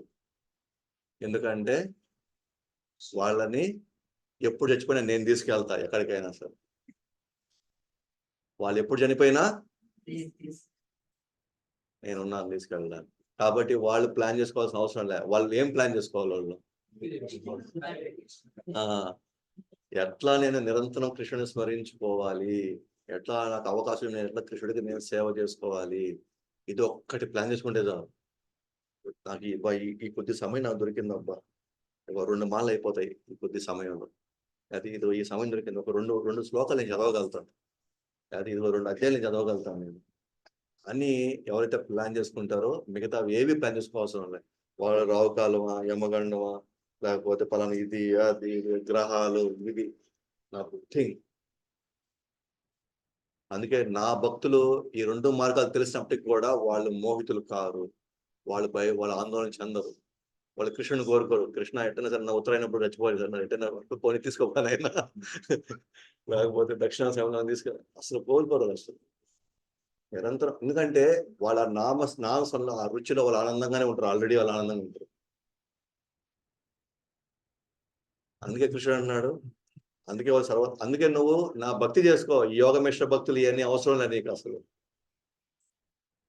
ఈ కర్మ మిశ్ర, ధ్యాన మిశ్ర, యోగ మిశ్ర ఇవన్నీ అవసరం లేదు. సదా నా స్మరణలో ఉండే వాళ్ళకి మొత్తం నేను చూసుకుంటాను. ఆలోచించాల్సిన అవసరం అంతకంటే లేదు. ఇప్పుడు ఫైనల్ శ్లోకం వెళ్తాం. భక్తి యోగ యొక్క ఉన్నత స్థానం 28వ శ్లోకం. ఇది చాలా ఇంపార్టెంట్ శ్లోక. చాలా మీకు మీ భయాలని పటాపంచలైపోతాయి అసలు. మీరు మీరు మీరు మీలో ఉన్నటువంటి అజ్ఞానం కారణంగా సూక్ష్మంగా లోపల మీరు ఆందోళన పడేది మీకు కొంత రిలీఫ్ వస్తుంది ఇక్కడ. వేదేషు యజ్ఞేషు తపస్సు చైవ దానేషు యత్ పుణ్య ఫలం ప్రదిష్టం అత్యేతి తత్సర్వమిదం విదిత్వా యోగి పరం స్థానముపైతి చాద్యం వేదేషు యజ్ఞేషు తపస్సు చైవ దానేషు యత్ పుణ్య ఫలం ప్రదిష్టం అత్యేతి తత్సర్వమిదం విదిత్వా యోగి పరం స్థానముపైతి చాద్యం వేదేషు యజ్ఞేషు తపస్సు చైవ దానేషు యత్ పుణ్య ఫలం ప్రదిష్టం అత్యేతి తత్సర్వమిదం విదిత్వా యోగి పరం స్థానముపైతి చాద్యం. చాలా జాగ్రత్తగా వినండి, చాలా క్షుణ్ణంగా వినండి ఈ శ్లోకంని. ఒక భావం, భక్తియుత సేవ మార్గమున చేపట్టిన వ్యక్తి వేదాధ్యాయమున ద్వారా, యజ్ఞ నిర్వహణ ద్వారా, తపస్సు చేయడం ద్వారా, దానము ఇవ్వడం ద్వారా, తాత్విక కర్మలు కామ్య కర్మలు చేయడం ద్వారా కలిగే ఫలాలు లేనివాడు కాబోడు. కేవలం భక్తియుత సేవ చేయడం ద్వారా వీటన్నింటినీ అతడు పొందుతాడు. చివరకు నిత్యమైన పరంధామని చేరుకుంటాడు. ఎవరైతే భక్తియుత సేవా మార్గంలో ఆల్రెడీ నిమగ్నమై ఉన్నారో, భక్తియుత సేవ అంటే ఏంటి? కృష్ణుని స్మరించుకుంటూ, కృష్ణుడి గురించి వింటూ, కృష్ణుడికి సేవ చేసుకుంటూ, సర్వదా కృష్ణుని గురించి ఆలోచిస్తూ ఎవరైతే ఉన్నారో వాళ్ళకి వేదాధ్యయనం ద్వారా ఏవైతే ఫలితం వస్తుందో, వేదాలు మొత్తం చదివిన తర్వాత పూర్తిగా, అంటే దాన్ని ఏమంటారు, మంత్ర ఉచ్చారణతో సహా అంత పర్ఫెక్ట్ గా వేదాధ్యయనం ద్వారా ఏదైతే ఫలితం వస్తుందో, యజ్ఞ నిర్వహణ చేయడం ద్వారా ఏవైతే ఫలితం వస్తుందో, 3 తపస్సు చేయడం వల్ల ఏ ఫలితం అయితే వస్తుందో, దానం ఇవ్వడం వల్ల ఏదైతే ఫలితం వస్తుందో, లేదా వివిధ తాత్విక కర్మలు కావచ్చు, లేదా కామ్య కర్మలు కావచ్చు, లేదా పుణ్య కర్మలు అని చేయడం వల్ల ఏ ఫలితం అయితే వస్తుందో, ఇవన్నీ భక్తితో సేవ చేసేవాడికి ఆల్రెడీ వచ్చేస్తాయి. కృష్ణుడు సేవలో ఉండేవాడికి ఇవన్నీ వచ్చేస్తాయి.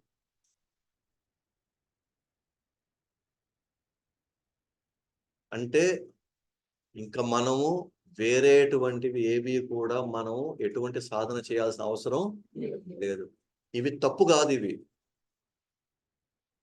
అందరూ చేయాల్సిందే, చేస్తారు. కానీ కృష్ణుడు సేవ చేసుకుంటే వీళ్ళందరూ ఎన్నైతే ఫలితాలు తెచ్చుకుంటారో ఆ ఫలితాలన్నీ ఇతనికి వచ్చేస్తాయి.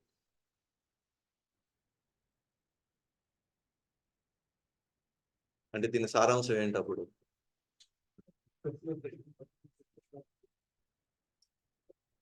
చెప్పండి. చేసుకుంటే కృష్ణుని స్మరించుకుంటే, కృష్ణుడు సేవ చేస్తే ఏమవుతుంది?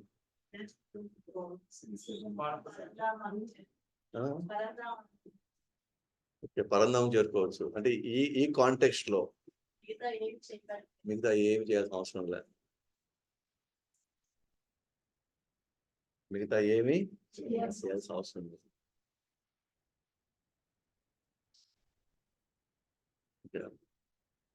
అది అది మిగతా అవతారాలు కావచ్చు, మిగిలిన దేవతలు కావచ్చు, మిగతా వివిధ దినాలు కావచ్చు, ఏదైనా కావచ్చు, ఏవైతే మనకు రకరకాలుగా మనం సూచిస్తున్నారు.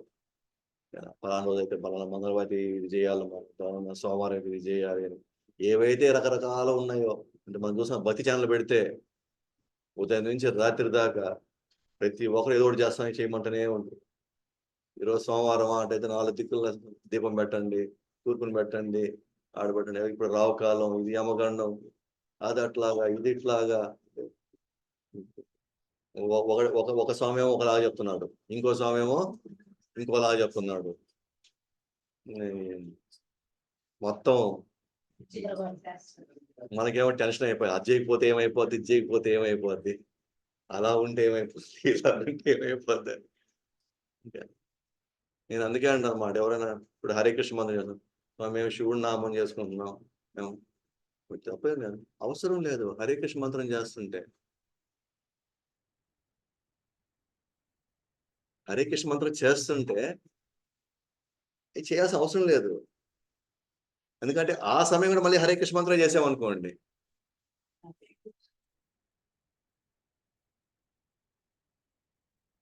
భగవంతుడు అదే చెప్తున్నాడు. ఎవరైతే ఏమేమి చేస్తున్నారో, యజ్ఞాలు, దేవతలకు యజ్ఞాలు చేస్తున్నారో, ఇంకో తపస్సులు చేస్తున్నారో, దేని వాళ్ళు ఏం ఫలితాలతో వస్తాయో అవన్నీ కూడా నా భక్తితో సేవ చేసే వాళ్ళకి వాళ్ళు పొందకుండా ఉండరు, వాళ్ళు పొందేస్తారు ఇవన్నీ కూడా. ఎంత రిలీఫ్ అసలు ఇంకా దేని గురించి నేను ఆలోచించాల్సిన అవసరం లేదు. ఇంకా హ్యాపీగా నేను హరే కృష్ణ మంత్రం చేసుకుంటూ నా జీవితం అని చెప్పిన ఖచ్చితంగా నన్ను పొందుతున్నారు అంటాడు. నేను సులభంగా లభిస్తాను అంటున్నాడు. నిస్సందేహంగా ఖచ్చితంగా వీళ్ళు అంతంలో నన్నే ఖచ్చితంగా తలుచుకుంటారు వీళ్ళు. అందుకే శంకరాచార్య ఉన్నాడు, ఏకో దేవ దేవకి పుత్ర ఏవ. ఒకే ఒక దేవుడు చాలు, దేవకి పుత్ర ఏవ, దేవకి పుత్రుడు చాలు మనకి. కాబట్టి యాక్చువల్ చెప్పాలంటే మనకి భగవంతుడు మిగతావి వేస్ట్ అని చెప్పడం లేదు, చేయకూడదని చెప్పడం లే. ఏం చెప్తున్నాడు? అవసరం లేదంటున్నాడు ఇది చేసే వాళ్ళకి. ఇది చేయలేదు అనుకోండి, ఇంక అన్ని చేసుకుంటూ కూర్చోండి. కృష్ణుడు చేయకపోతే ప్రతిదీ మనం చెయ్యాలి. 33 కోట్ల మందికి మనం చేయాల్సింది. 33 కోట్ల మంది దేవతలు, ఎందుకంటే వాళ్ళందరి దగ్గర మనం లాభం పొందుతున్నాం కదా. సూర్యుడికి మనం ఏం చేస్తున్నాం రోజు? ఎవరు చేస్తున్నారు నమస్కారం? ఇక్కడ ఎవరు చేయడం నమస్కారం? రోజు భూమాతకి ఏమైనా చేస్తున్నావా? మరి వాళ్ళ రుణం ఎప్పుడు తీర్చుకోవాలి మనం? ఇప్పుడు మరి వర్షానికి ఏమైనా చేస్తున్నావా? వాయువుకి ఏమైనా చేస్తున్నావా? మరి వాళ్ళందరూ దేవతలు కదా, మరి వాళ్ళ నుంచి మనం లాభం పొందుతున్నాం కదా. మరి వాళ్ళ రుణం ఎట్లా తీర్చుకోవాలి? రుణం తెచ్చుకోకపోతే మళ్ళీ రావాల్సిందే. కేవలం తల్లిదండ్రులు కాదు, సమాజంలో ఉన్నటువంటి రకరకాల మంది దగ్గర మనం లాభం పొందున్నాము. ఋషులు మునుల దగ్గర మనం లాభం పొందున్నాము. దేవతల దగ్గర నుంచి మనం లాభం పొందున్నాము. ఓకే. అందరి దగ్గర లాభం పొందున్నాం. పంచభూతాల నుంచి లాభం పొందున్నాం మనం. మరి వాళ్ళ రుణం అంతా ఎప్పుడు తీర్చుకోవాలి మనం ఇప్పుడు? ఎలా తీర్చుకుంటాం? ఇంకొకటి చేసుకుంటే అందరు రుణాలు తీర్చేసుకున్నట్టే. అందుకే కృష్ణుడు వీటన్నిటి వల్ల ఏ ఫలితం వస్తుందో ఆ ఫలితం వచ్చేస్తుంది. కాబట్టి ఆలోచనలు ఏమి మనం పెట్టుకోవాల్సిన అవసరం లేదు. అందుకే మీకు నిన్న మనం చెప్పింది, మన క్లాస్లో చెప్పింది అదే. ఇంకా దేవతల గురించి ఆలోచించాల్సిన అవసరం లేదు. ఇప్పుడు ఉంటారు, కుల దేవతలు ఉంటారు, గ్రామ దేవతలు ఉంటారు, అవసరం లేదు. వాళ్ళందరూ కూడా ఎప్పుడైతే మనం కృష్ణుని పూజిస్తాం వాళ్ళందరూ హ్యాపీగా ఉంటారు. వాళ్ళు ఇంకా ఆశీర్వదిస్తారు.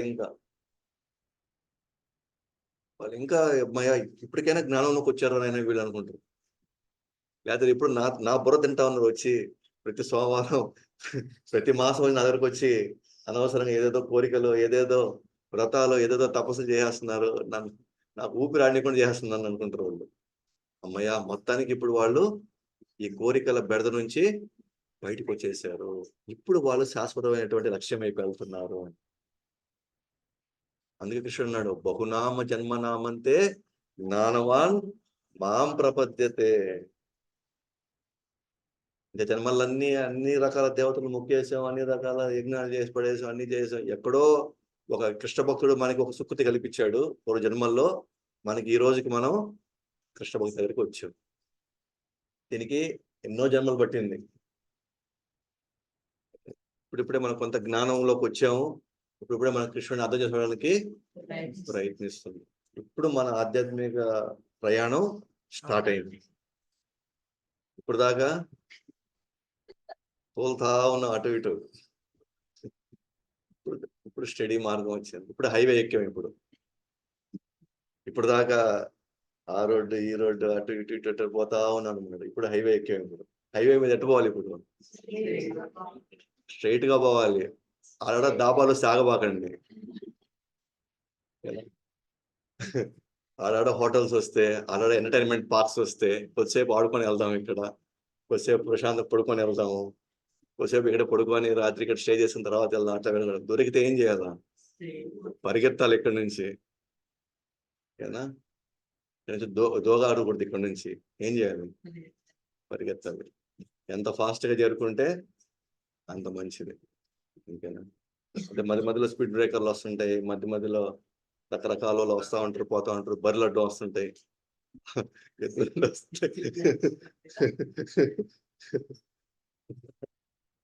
ఇప్పుడు ఏమొస్తాయి మనకి తెలియదు. కాబట్టి వేదేషు యజ్ఞేషు తపస్సు చేయవా, వేదాసు యజ్ఞ ఏమని వాటన్నిటి వల్ల ఏ ఫలితం వస్తుందో కృష్ణుడి భక్తుల సేవలో ఉండే వాళ్ళకి ఆ ఫలితం వచ్చి తీరుతుంది. కానీ ఇది చేయకపోతే అవన్నీ చేయాల్సిందే. ప్రతిదీ పట్టించుకోవాల్సిందే. రాహుకాలం సంబంధించి పట్టించుకోవాలా, యమగండం గురించి పట్టించుకోవాలా, అన్ని పట్టించుకోవాలి.